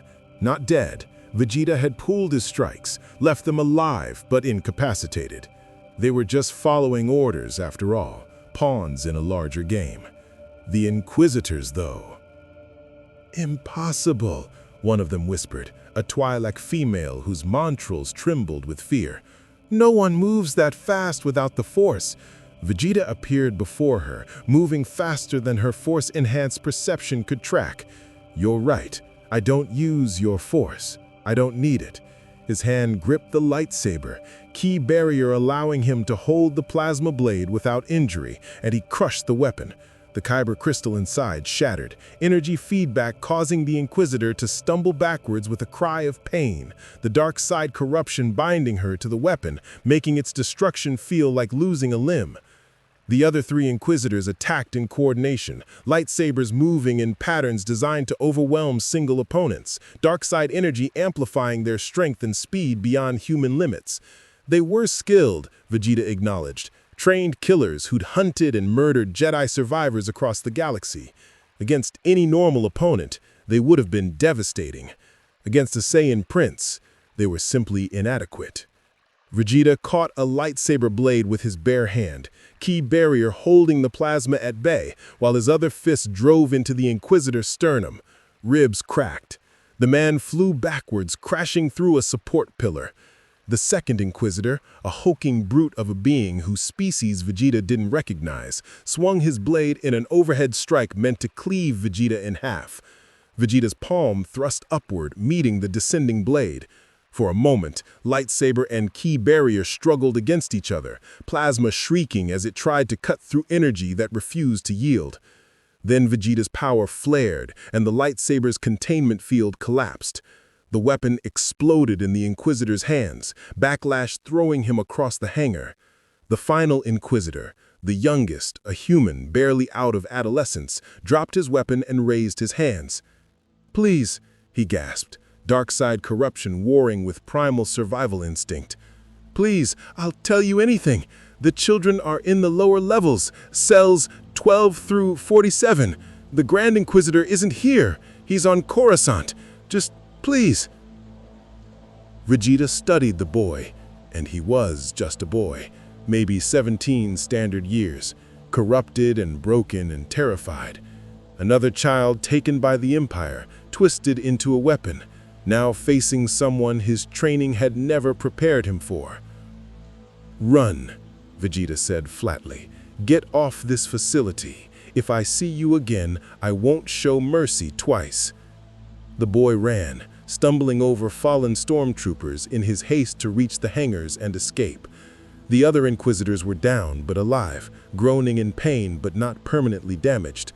Vegeta had learned restraint over the years, had developed the control to not accidentally kill everyone he fought, a skill Goku had mastered naturally, but one Vegeta had needed to cultivate through conscious effort. He moved deeper into the facility, following corridors that reeked of dark side corruption and suffering. Stormtroopers and purge troopers attempted to stop him at every checkpoint. He went through them like a blade through water, fast, efficient, leaving a trail of unconscious bodies, but no corpses. They were obstacles, not enemies, not worth the energy of hatred. The detention level was exactly as horrific as Ahsoka had described. Rows of cells containing children, dozens of them, ranging from infants to teenagers, all Force-sensitive, all imprisoned for the crime of being born with abilities the Empire wanted to exploit or eliminate. Some cells had been modified into torture chambers, dark side artifacts and pain-inducing technology designed to break wills and corrupt minds. Others were isolation cells, children left alone in darkness for days or weeks, their connection to the Force twisted by loneliness and fear, until madness seemed preferable to continued awareness. Vegeta stopped before the first cell, where a human girl no older than 5 sat hugging her knees, tears streaming down her face. She looked about him with eyes that had seen too much suffering for her age, and for a moment, just a moment, he saw Trunks, his son, his boy. Imagine what would have happened if someone had taken Trunks from Bulma, imprisoned him in a place like this, broken him into a weapon for a tyrant's use. The rage that surged through Vegeta in that moment was cold, precise. Not the hot fury of battle lust, but the controlled anger of someone who'd made a decision and would see it through no matter the cost. He raised one hand and ki flowed through the facility's systems. Every cell door on the detention level opened simultaneously, electromagnetic locks shorting out, force fields collapsing. Alarms blared immediately, facility protocols detecting the mass breakout and activating emergency response. "Listen to me." Vegeta's voice carried through the corridors, amplified by key manipulation so every child could hear. "I'm not with the Empire. I'm here to free you. Get to the main hangar. I've cleared the way. There are ships there. Take them and run." Some of the children moved immediately, driven by survival instinct in the desperate hope that this wasn't another test, another torture designed to break their spirits. Others hesitated, years of captivity making freedom seem impossible, making trust a forgotten concept. Vegeta found the youngest ones, the infants and toddlers who couldn't flee on their own, and began carrying them. His pride screamed at the indignity, at playing nursemaid to weaklings who couldn't even walk properly. But he silenced that voice, remembering Bulma's words from years ago. Strength isn't just about fighting Vegeta, it's about protecting those who can't protect themselves. He'd called it sentimental nonsense at the time. Now carrying a Twi'lek infant who gurgled and grabbed at his armor with tiny hands, he understood what she meant. The facility's response intensified as he escorted the children toward the hangar. More purge troopers, automated defense turrets, security droids programmed to kill escaped prisoners. Vegeta handled them with brutal efficiency, positioning himself between the children and every threat, his key barriers expanding to shield the young Force sensitives from stray blaster fire. A pair of Inquisitors blocked the corridor to the hangar, reinforcements from elsewhere in the facility drawn by the emergency alerts. They saw Vegeta approaching with 24 children in tow and ignited their lightsabers with synchronized precision. "The Grand Inquisitor will hear of this," one of them snarled, a Pau'an whose gaunt features twisted with dark-side fury. "You think you can steal the Emperor's property and escape unpunished? We will hunt you across—" Vegeta's Gallic gun, scaled down to avoid destroying the entire facility with children still inside, punched through both Inquisitors and the wall behind them.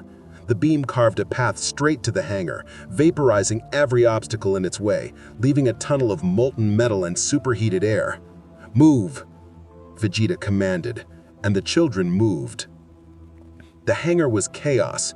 The children he'd freed earlier had found ships, Imperial shuttles, captured rebel transports, even a few personal craft belonging to facility officers, and were attempting to flee. Some had managed to get engines started, their Force sensitivity giving them intuitive understanding of the controls. Others struggled, too young or too traumatized to figure out the technology. Began physically loading children into ships, grouping them by age and apparent capability. The older ones who could fly took responsibility for the younger ones who couldn't. It was inefficient, haphazard, the kind of evacuation that military commanders would call a disaster. But it was working. "You!" A new voice, female and commanding, rang across the hangar. "Step away from the prisoners."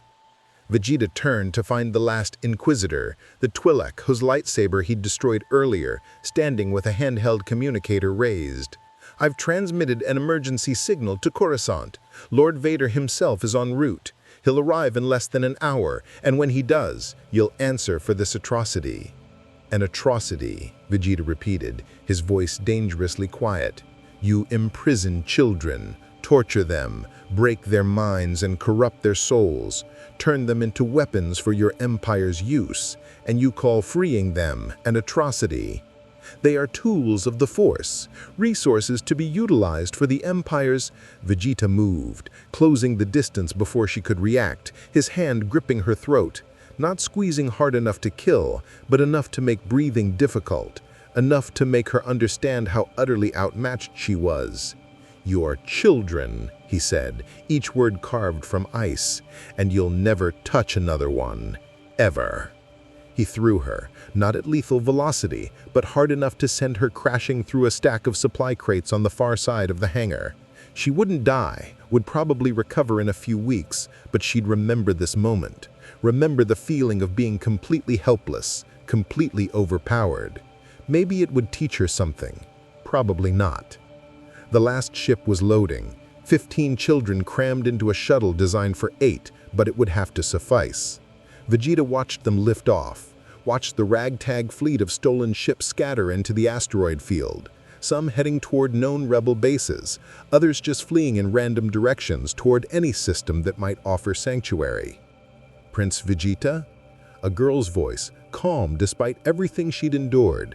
He turned to find a human teenager, maybe 14, with dark hair and eyes that seemed far older than their years, standing near his stolen shuttle. "Thank you for saving us, for caring when no one else did." "I didn't do it for gratitude," Vegeta said, uncomfortable with the sentiment. "I did it because—" He stopped, not quite sure how to finish the sentence. Because Ahsoka had asked? Because he'd seen his own past reflected in their suffering? Because some part of him that he thought dead after years of serving Frieza had recognized the moral imperative? "Because it was right," the girl finished for him. "Even if you don't want to admit it." She smiled, a genuine smile despite the trauma, despite the years of imprisonment, despite everything.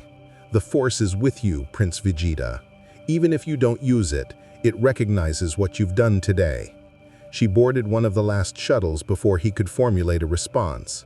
Moments later, it too launched, leaving Vegeta alone in a hangar full of unconscious stormtroopers and defeated Inquisitors. Vader was coming. The Twi'lek Inquisitor hadn't been bluffing. He could sense it now, that concentrated dark-side presence growing stronger, approaching through hyperspace. Less than an hour, she'd said. Probably less than 30 minutes by his current estimation. Vegeta could stay, could fight Vader again, test himself against the Dark Lord now that he'd grown stronger from the Zenkai boost. It would be satisfying, would answer tactical questions about how much the Force could compensate for raw power differences. But it would also be pointless. The children needed time to escape, needed him not to draw Imperial attention that could track them down.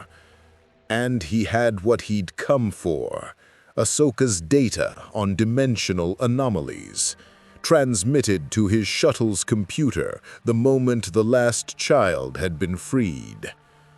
Strategic withdrawal, not cowardice. A tactical decision, not fear. He programmed the facility's reactor to overload, 10 minutes until critical failure.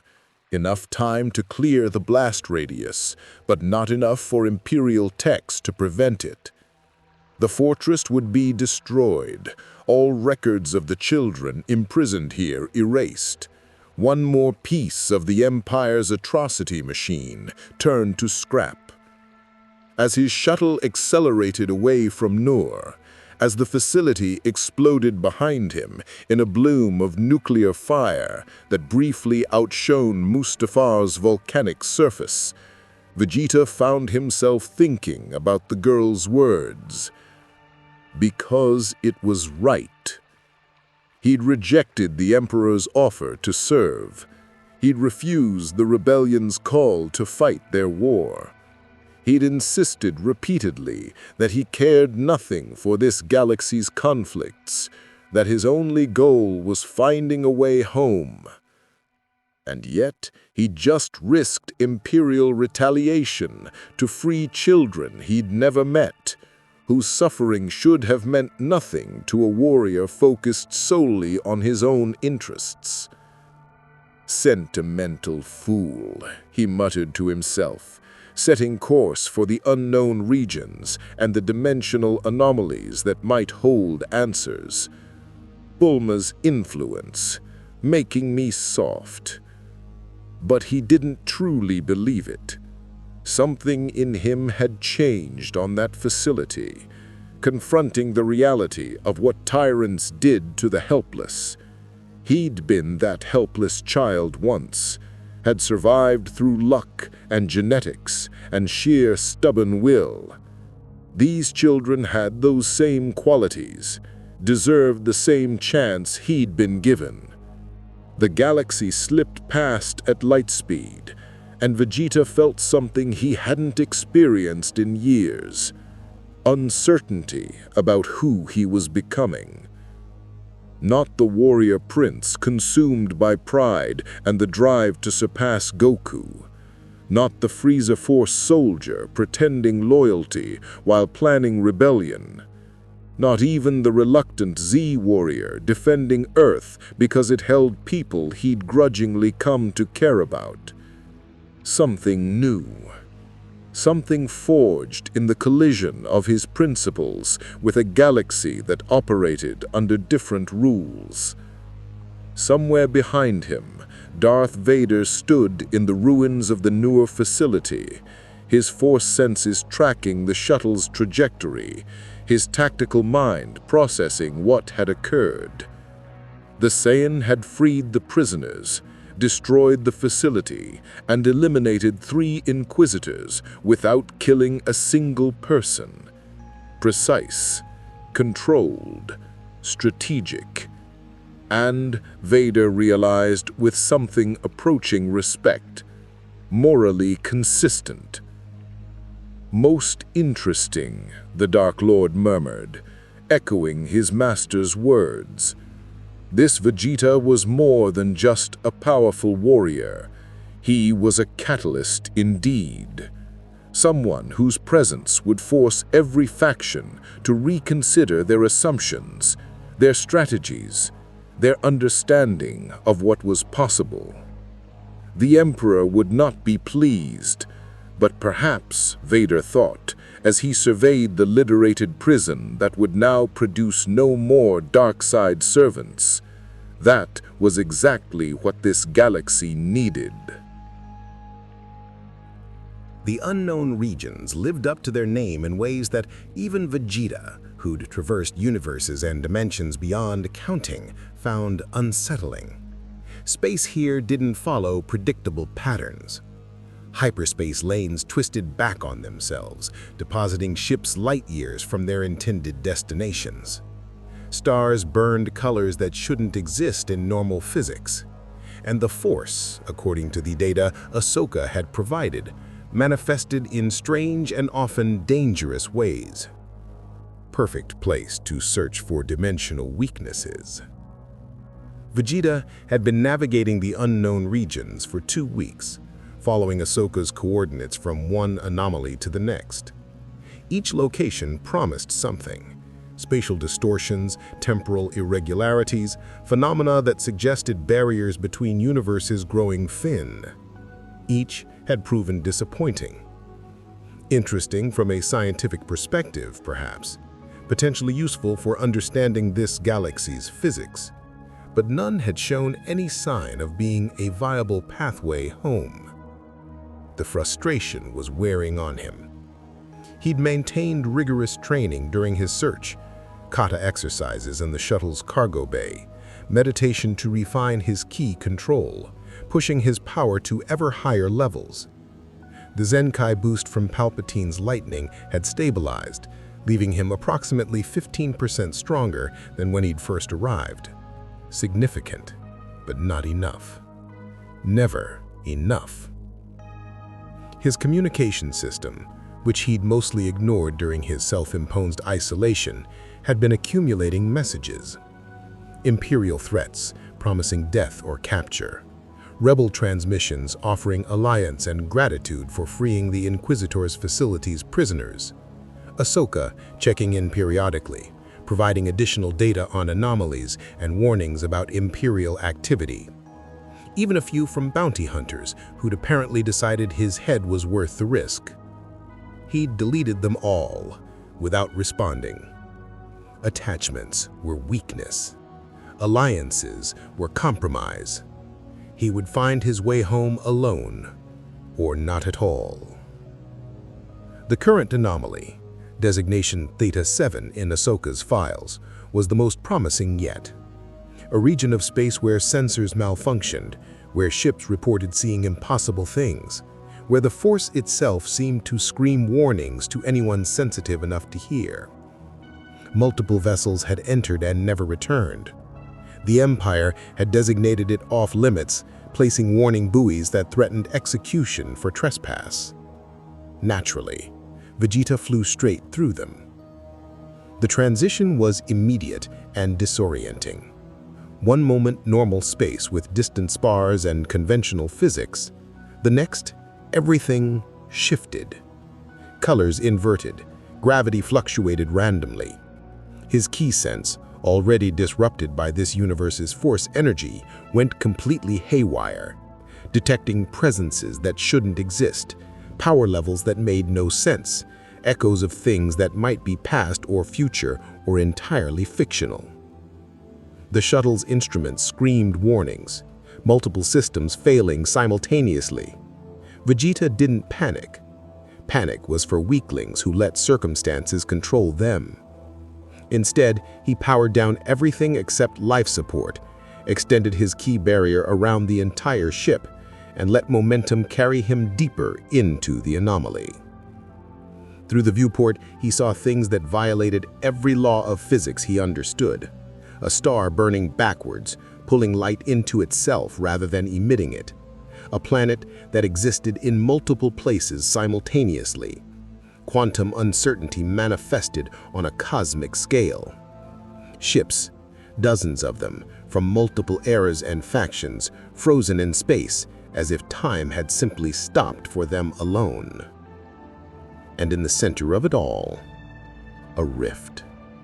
Not like the hyperspace rifts he'd seen Imperial ships create. Not like the dimensional portals Whis or the Supreme Kai might generate in his home universe.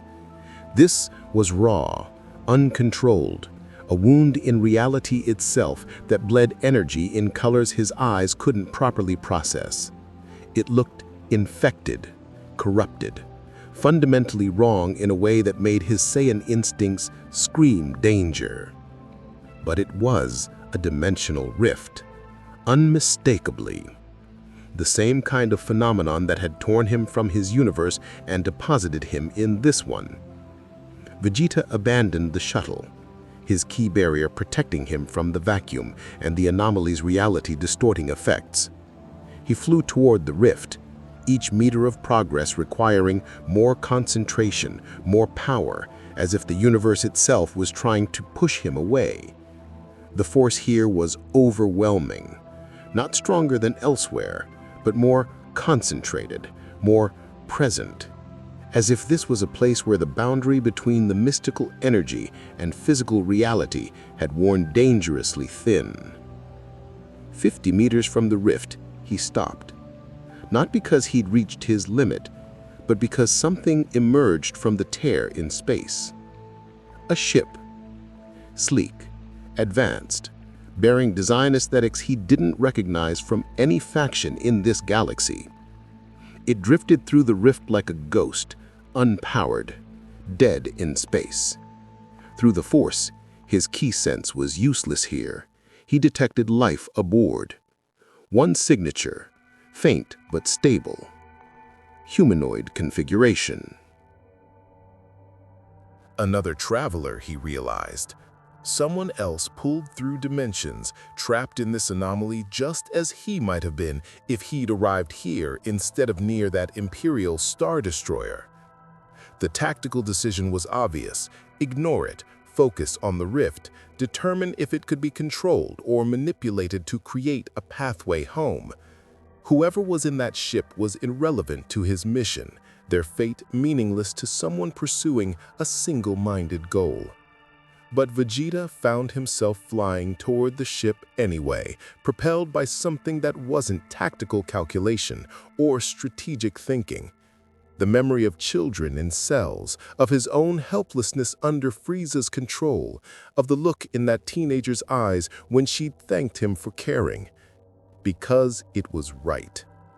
He hated that the words had stayed with him, hated that they'd somehow wormed past his pride and his focus and his determination to remain uninvolved in this galaxy's problems. But they had.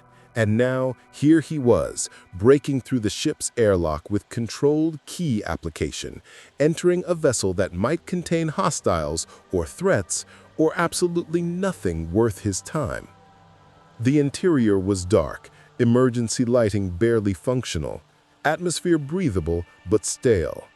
He found the pilot in the cockpit, a Twi'lek male, older, wearing clothes that suggested rebel affiliation.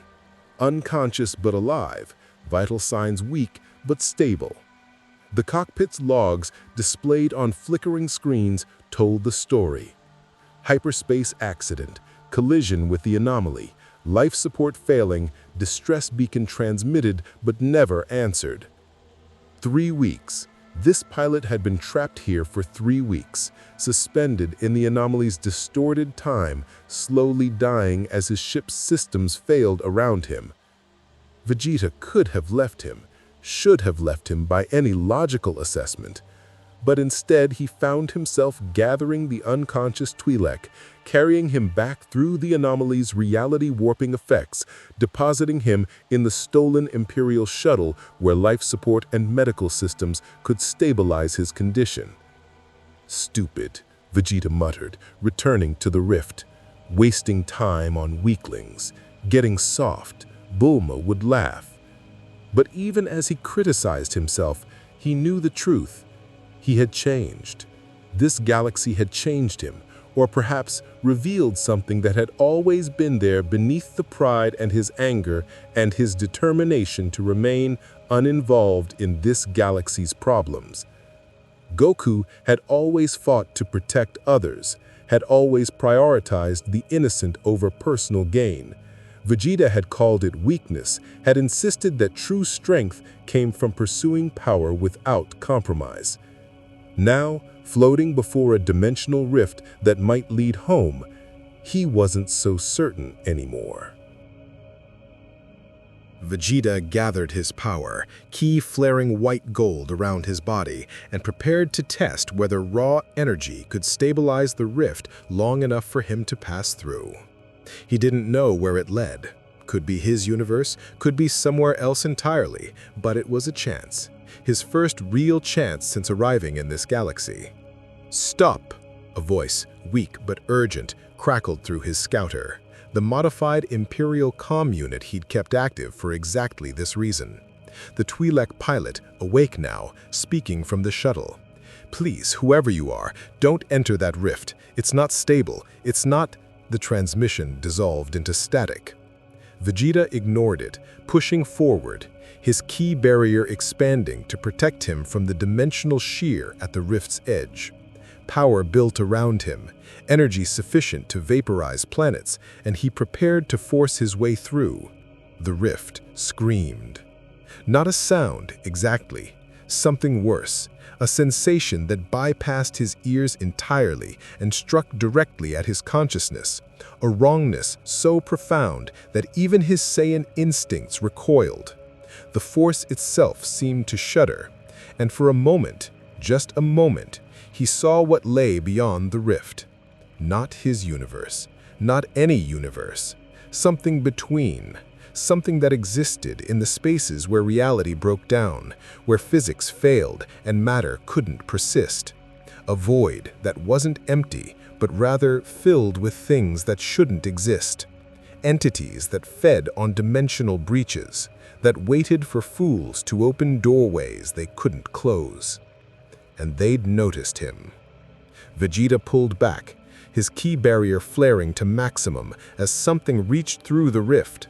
Not a hand, not a tentacle, not anything with a proper shape, just wrongness given semi-physical form, extending from that in-between space toward him with what might have been hunger, or curiosity, or malice beyond human comprehension. His Gallic gun met it at point-blank range, purple energy annihilating the intrusion before it could fully manifest. The rift convulsed, shrinking violently, and for a terrifying second, Vegeta thought it might collapse around him, trap him in that in-between space with things that existed outside reality's rules.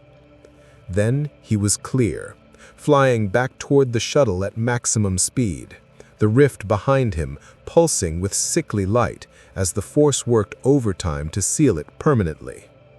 He crashed into the shuttle's airlock, breathing heavily, not from exertion, but from something closer to fear. Real fear, the kind he hadn't felt since facing Majin Buu, since confronting beings whose power exceeded comprehension. Whatever existed in that dimensional void, it wasn't something he could fight. Not without power far beyond his current level, possibly not ever. "I tried to warn you," the Twi'lek pilot said weakly, propped against the bulkhead with a medkit's tubes feeding stabilizing fluids into his system. "Rebel scouts discovered that rift months ago. Every ship we sent to investigate disappeared. Those that came back reported the same thing, something on the other side, something that noticed them. Command designated it as forbidden space." Vegeta slumped into the pilot's seat, his mind racing. The rift wasn't a pathway home.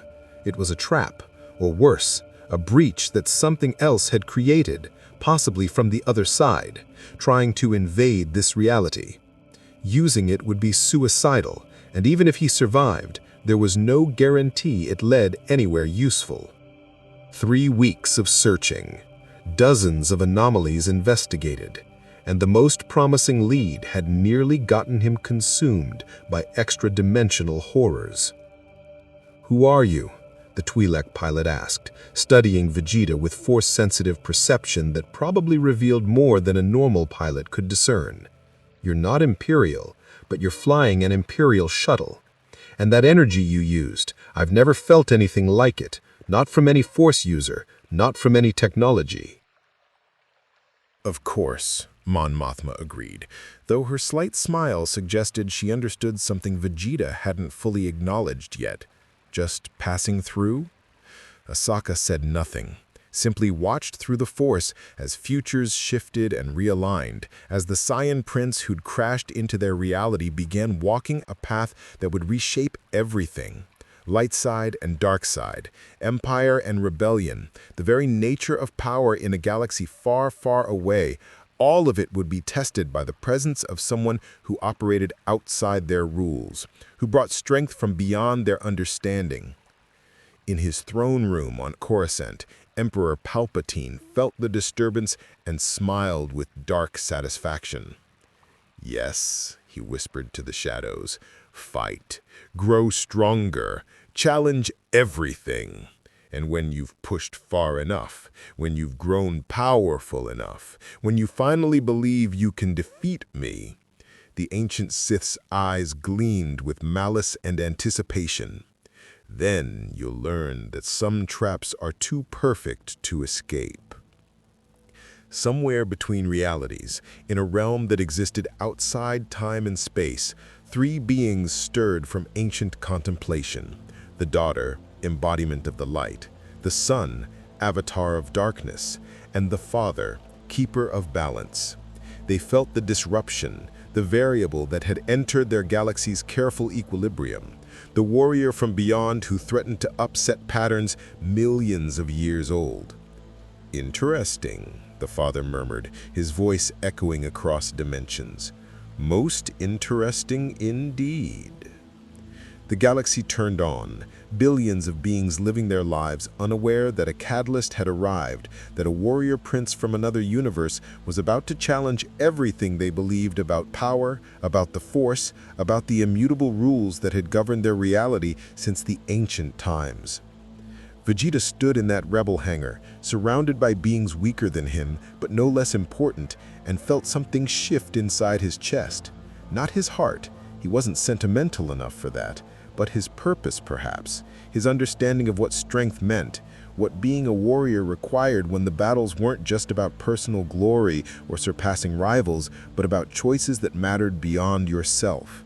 He would find Mortis. He would return home. He would train with Trunks, continue his eternal rivalry with Goku. That remained his primary objective, his unwavering goal. But until then, he would fight, would push this galaxy's limits, would show the Empire, the Rebellion, every Force user who thought mystical energy trumped raw power, that some warriors transcended universes, transcended the boundaries their realities tried to impose. He was Vegeta, Prince of all Saiyans, and he bowed to no one. Not emperors, not mystical beings, not even the Force itself. The galaxy would learn that lesson soon enough. Some warriors cannot be conquered, cannot be controlled, cannot be contained by anything less than reality itself. And even then, they fight. Here, he had nothing. No allies, no rivals, no connections to anchor him to reality. Just an empty shuttle, failing leads, and the growing suspicion that finding a way home might take years or decades or never happen at all. The rebellion wasn't what he wanted, but it was something.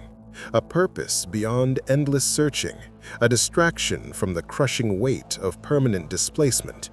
People who at least acknowledged his existence as more than a threat to be eliminated or a weapon to be controlled. He hated that he needed it, hated the weakness it represented, the compromise of his self-sufficient pride. But he'd learned something from this galaxy, from the children he'd freed and the pilot he'd saved, and the choices he'd made that tactical calculation couldn't explain. Strength wasn't just about power levels and combat prowess. It was about knowing when to stand alone and when to accept that even princes needed something beyond themselves. The coordinates Mon Mothma had transmitted led to a massive asteroid field in a system the Empire had designated as uninhabitable. Hidden among the rocks, camouflaged by sensor-scattering technology and the Force signatures of multiple Jedi survivors, was the Rebellion's main fleet. Dozens of ships, cruisers, frigates, transports, starfighters, representing the largest concentration of anti-imperial forces in the galaxy. Vegeta's shuttle was immediately surrounded by X-Wings, weapons locked, pilots demanding identification. He transmitted Mon Mothma's authorization codes and waited, noting with grudging approval how quickly the rebels had responded, how professionally they maintained threat postures until verification was complete. Not bad for a bunch of idealistic underdogs. "Welcome, Prince Vegeta." Mon Mothma's voice came through the comm, warm but cautious. "I wasn't certain you'd accept my invitation." "I haven't accepted anything," Vegeta corrected. "I'm just tired of searching alone. If your rebellion has resources that might help me find a way home, I'll consider cooperation, nothing more." "Of course. Land in Bay 7. I'll meet you personally." The hangar was organized chaos, mechanics working on damaged fighters, soldiers conducting weapons drills, supply officers coordinating logistics with the frantic energy of people who knew the Empire could find them at any moment. Everyone stopped when Vegeta's shuttle touched down, staring at the warrior who'd humiliated Vader, rejected the Emperor, and freed dozens of Force-sensitive children in a single impossible raid. Mon Mothma was exactly as her hollows suggested. Dignified, intelligent, carrying the weight of impossible responsibility with grace that reminded him of Bulma facing down gods with nothing but sharp words and sharper intelligence. She extended her hand in the manner of this galaxy's diplomatic greeting. Vegeta didn't take it. Physical contact implied equality, implied respect he hadn't yet decided these people had earned. "Straight to business, then," Mon Mothma said, withdrawing her hand without apparent defense. "What does the Prince of all Saiyans want from the Rebel Alliance?" "Access to your Force users, your archives, any data you have on dimensional phenomena, reality manipulation, techniques the Jedi considered too dangerous or theoretical to pursue." Vegeta crossed his arms, his standard defensive posture. Such as anything involving the Empire's most powerful Force users, Vader, Inquisitors, Palpatine himself if you're foolish enough to attempt it. A predatory smile crossed Vegeta's face.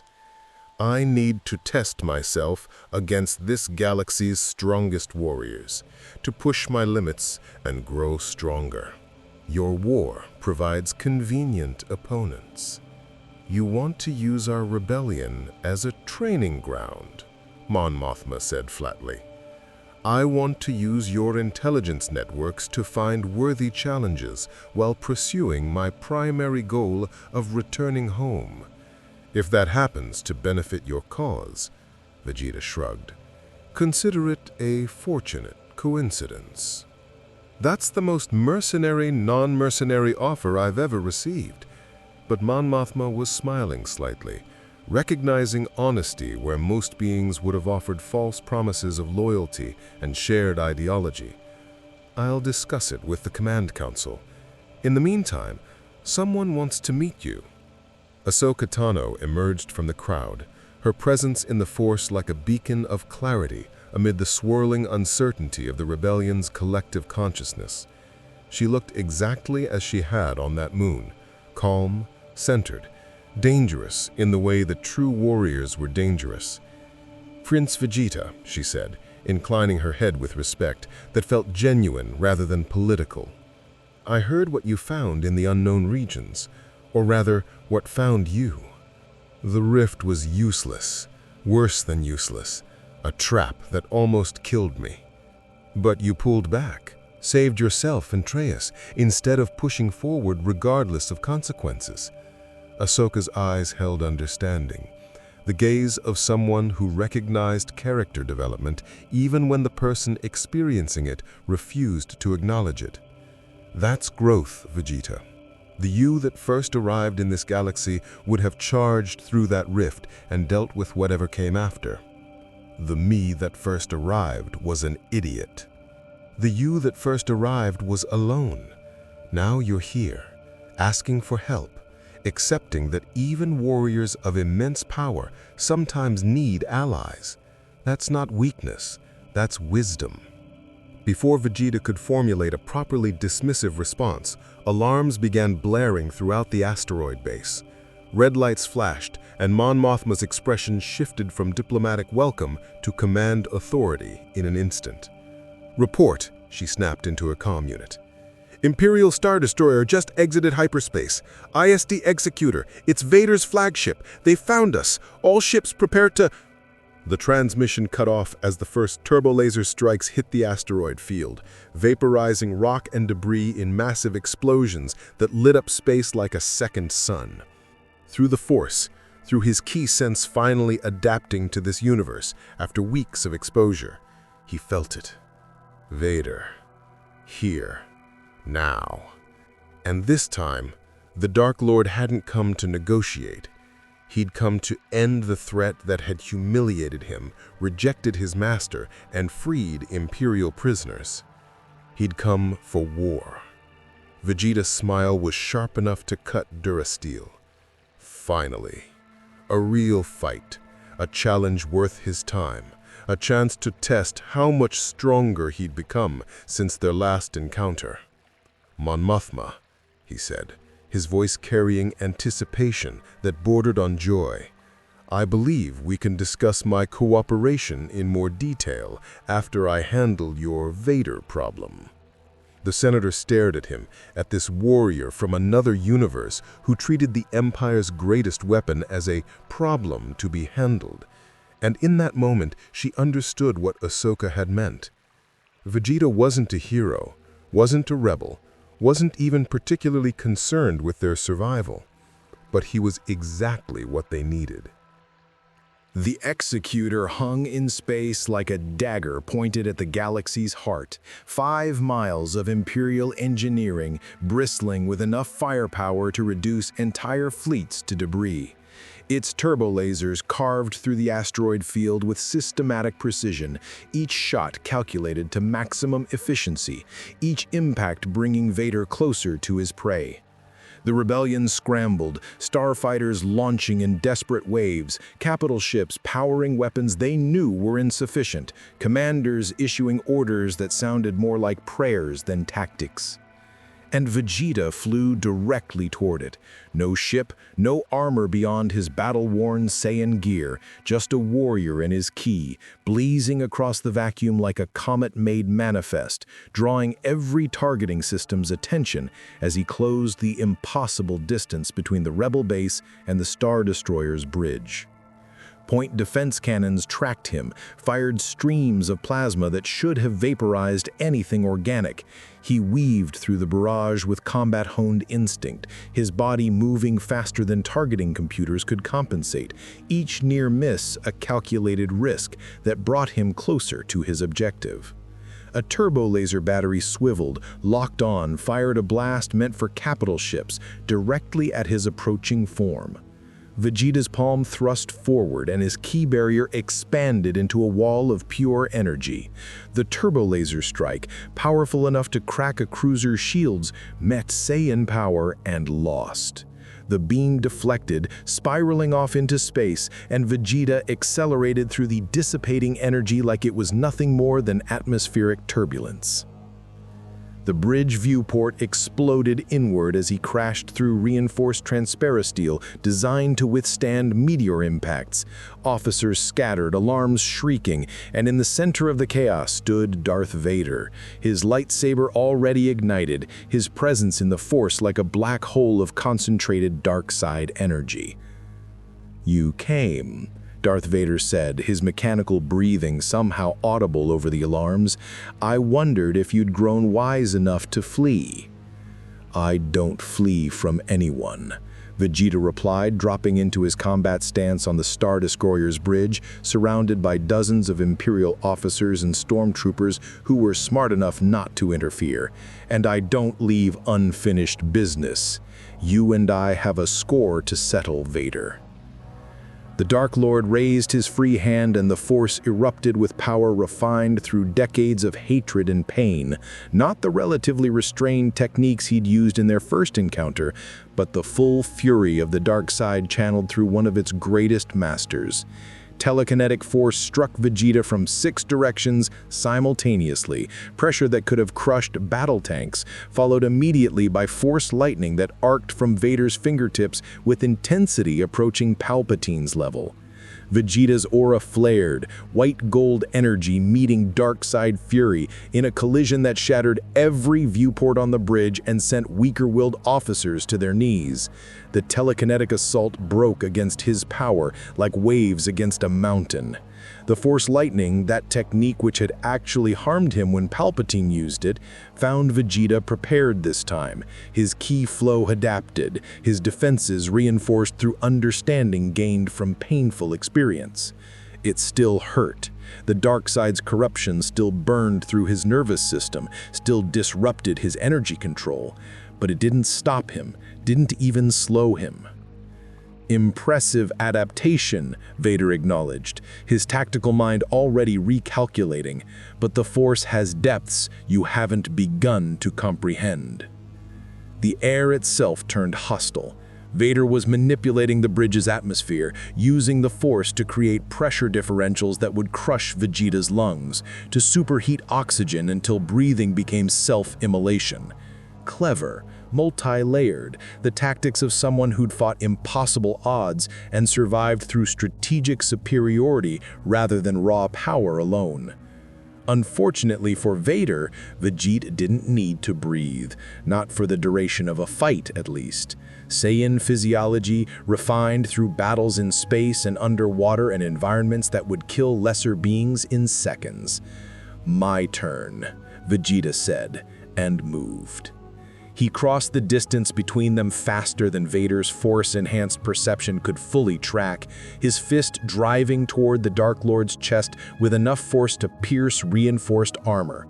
Vader's lightsaber came up in a desperate parry, plasma blade meeting ki-enhanced punch in a collision that sent feedback through the force itself. For 3 seconds they struggled, Saiyan's strength against cybernetic enhancement and dark side amplification, raw power against refined technique. The armor began to crack under the pressure, stress fractures spreading across the chest plate that had weathered everything from thermal detonators to starfighter cannon fire.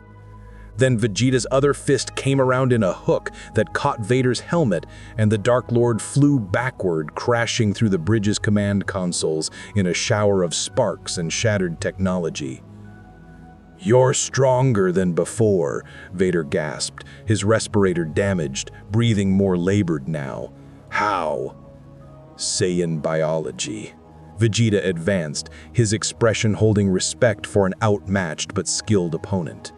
"We grow stronger through combat, through injury, through pushing past our limits. Your Emperor's torture made me more powerful. This fight will do the same. That's the difference between us, Vader. You've reached your ceiling. I have none." The Dark Lord rose, drawing upon reserves of dark side energy that should have been exhausted, his connection to suffering and hatred fueling power that exceeded his physical form's limitations.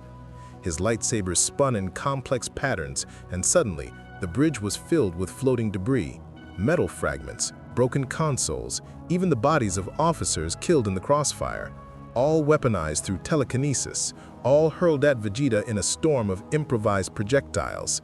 Behind the storm, Vader attacked, his blade seeking vulnerabilities, probing defenses, his tactical genius evident in every strike. He wasn't trying to overpower Vegeta, had recognized that as impossible. Instead, he fought like a duelist, using precision and technique to find openings that raw strength might miss. It almost worked. Vader's lightsaber actually scored a hit, carving a line across Vegeta's shoulder that drew blood and burned flesh.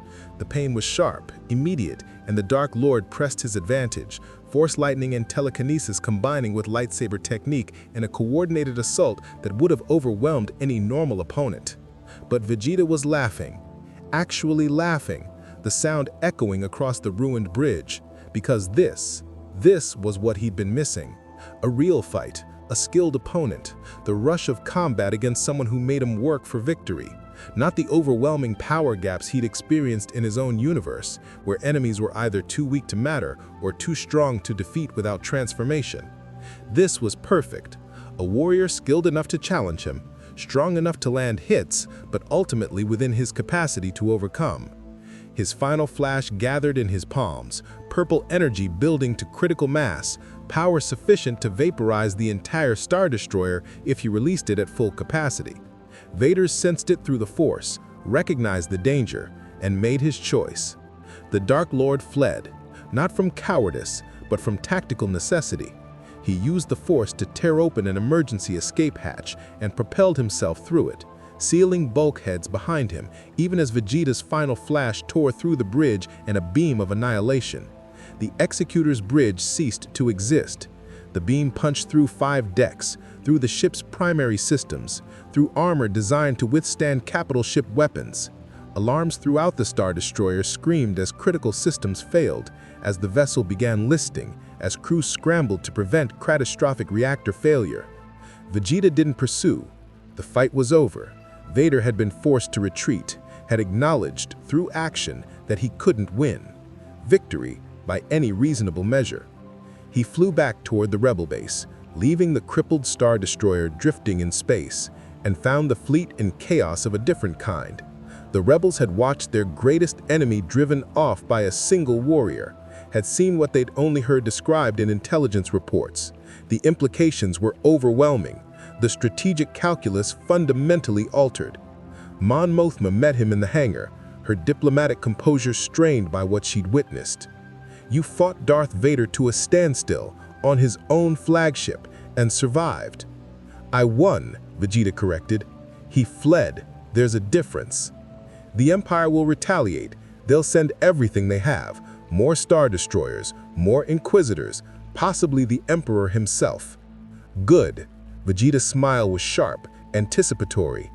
"I need worthy opponents, and I need access to your archives, your Force users, everything you promised. I upheld my end. I handled your Vader problem. Now you uphold yours." About that, Ahsoka approached, her presence calm amid the surrounding chaos. "I've been consulting with the other surviving Jedi about your situation, about dimensional phenomena, about the Force's nature. We think we might have a lead." Vegeta's attention sharpened immediately. "Explain." "The Jedi archives mention a place, a vergence in the Force so powerful that reality becomes malleable there. A world called Mortis, existing outside normal space and time. The Force itself manifests there as living beings, embodiments of light, dark, and balance. If anyone in this galaxy could manipulate dimensions, could open a stable pathway between universes, it would be them." "Where is this Mortis?" "That's the problem." Ahsoka's expression was troubled. "It exists between worlds, accessible only when it chooses to be. The few Jedi who encountered it reported being pulled there by the Force itself, then released when their purpose was complete. You can't navigate to it conventionally." "So I wait, hope this mystical realm decides I'm worth noticing?" Vegeta's frustration was evident, his hands clenching into fists. "Unacceptable." "Unless," a new voice interjected, "you make yourself impossible to ignore." Vegeta turned to find a figure he hadn't seen before. Elderly, wizened, leaning on a gnarled cane, but emanating Force presence that exceeded even Ahsoka's. A Jedi Master, clearly. One who'd survived Order 66 through skill and caution. Master Yoda sends his regards, and suggests that a warrior seeking Mortis's attention might achieve it through actions that affect the Force's balance. The light side, the dark side, the very nature of this galaxy's power structure. Understanding dawned, cold and clear. "You want me to start a war, force the galaxy into such upheaval that these Mortis beings have no choice but to intervene." "We want you to be yourself," Ahsoka corrected gently. "To fight the battles you want to fight, challenge the opponents you want to challenge, push the Empire and the Sith to their absolute limits. The Force responds to such things, Mortis responds to such things, and if the rebellion benefits from your actions along the way," she shrugged, the gesture conveying centuries of pragmatic wisdom, "everyone wins." Vegeta stared out the hangar's atmospheric shield at the stars beyond, at the galaxy that had become his prison and his proving ground. He'd arrived here by accident, a dimensional rift tearing him from everything he knew.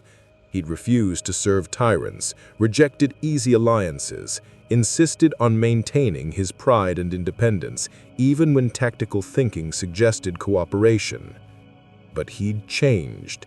Saved children he had no obligation to help, rescued a pilot he could have abandoned, accepted that even the Prince of all Saiyans sometimes needed allies, needed purpose beyond endless searching, needed connections to anchor him against the crushing isolation of permanent displacement. This galaxy had broken him in ways he was still processing, had challenged assumptions he'd held since childhood, had forced him to confront who he was beyond the pride and the power and the endless drive to surpass Goku. And in that breaking, in that challenge, he'd found something unexpected. Not belonging, He would never belong to this universe, would never stop searching for a way home. But purpose, direction, a path forward that wasn't just survival or endless fighting, but something that mattered.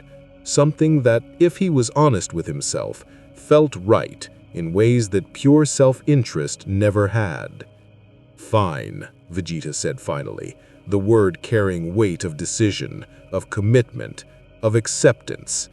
"I'll fight your war, challenge your empire's strongest warriors, push this galaxy's power structure until something breaks, and when these Mortis beings finally notice me, when they open their realm," his eyes hardened, resolve crystallizing into unshakable determination.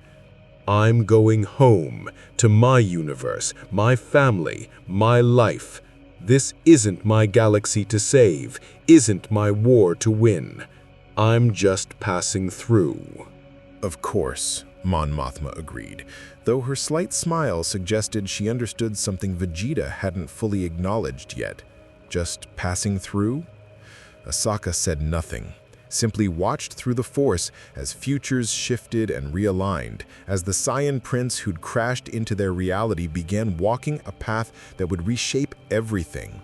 Light side and dark side, empire and rebellion, the very nature of power in a galaxy far, far away, all of it would be tested by the presence of someone who operated outside their rules, who brought strength from beyond their understanding. In his throne room on Coruscant, Emperor Palpatine felt the disturbance and smiled with dark satisfaction. "Yes," he whispered to the shadows, "fight, grow stronger, challenge everything. And when you've pushed far enough, when you've grown powerful enough, when you finally believe you can defeat me." The ancient Sith's eyes gleamed with malice and anticipation. "Then you'll learn that some traps are too perfect to escape." Somewhere between realities, in a realm that existed outside time and space, three beings stirred from ancient contemplation. The daughter, embodiment of the light, the son, avatar of darkness, and the father, keeper of balance. They felt the disruption, the variable that had entered their galaxy's careful equilibrium, the warrior from beyond who threatened to upset patterns millions of years old.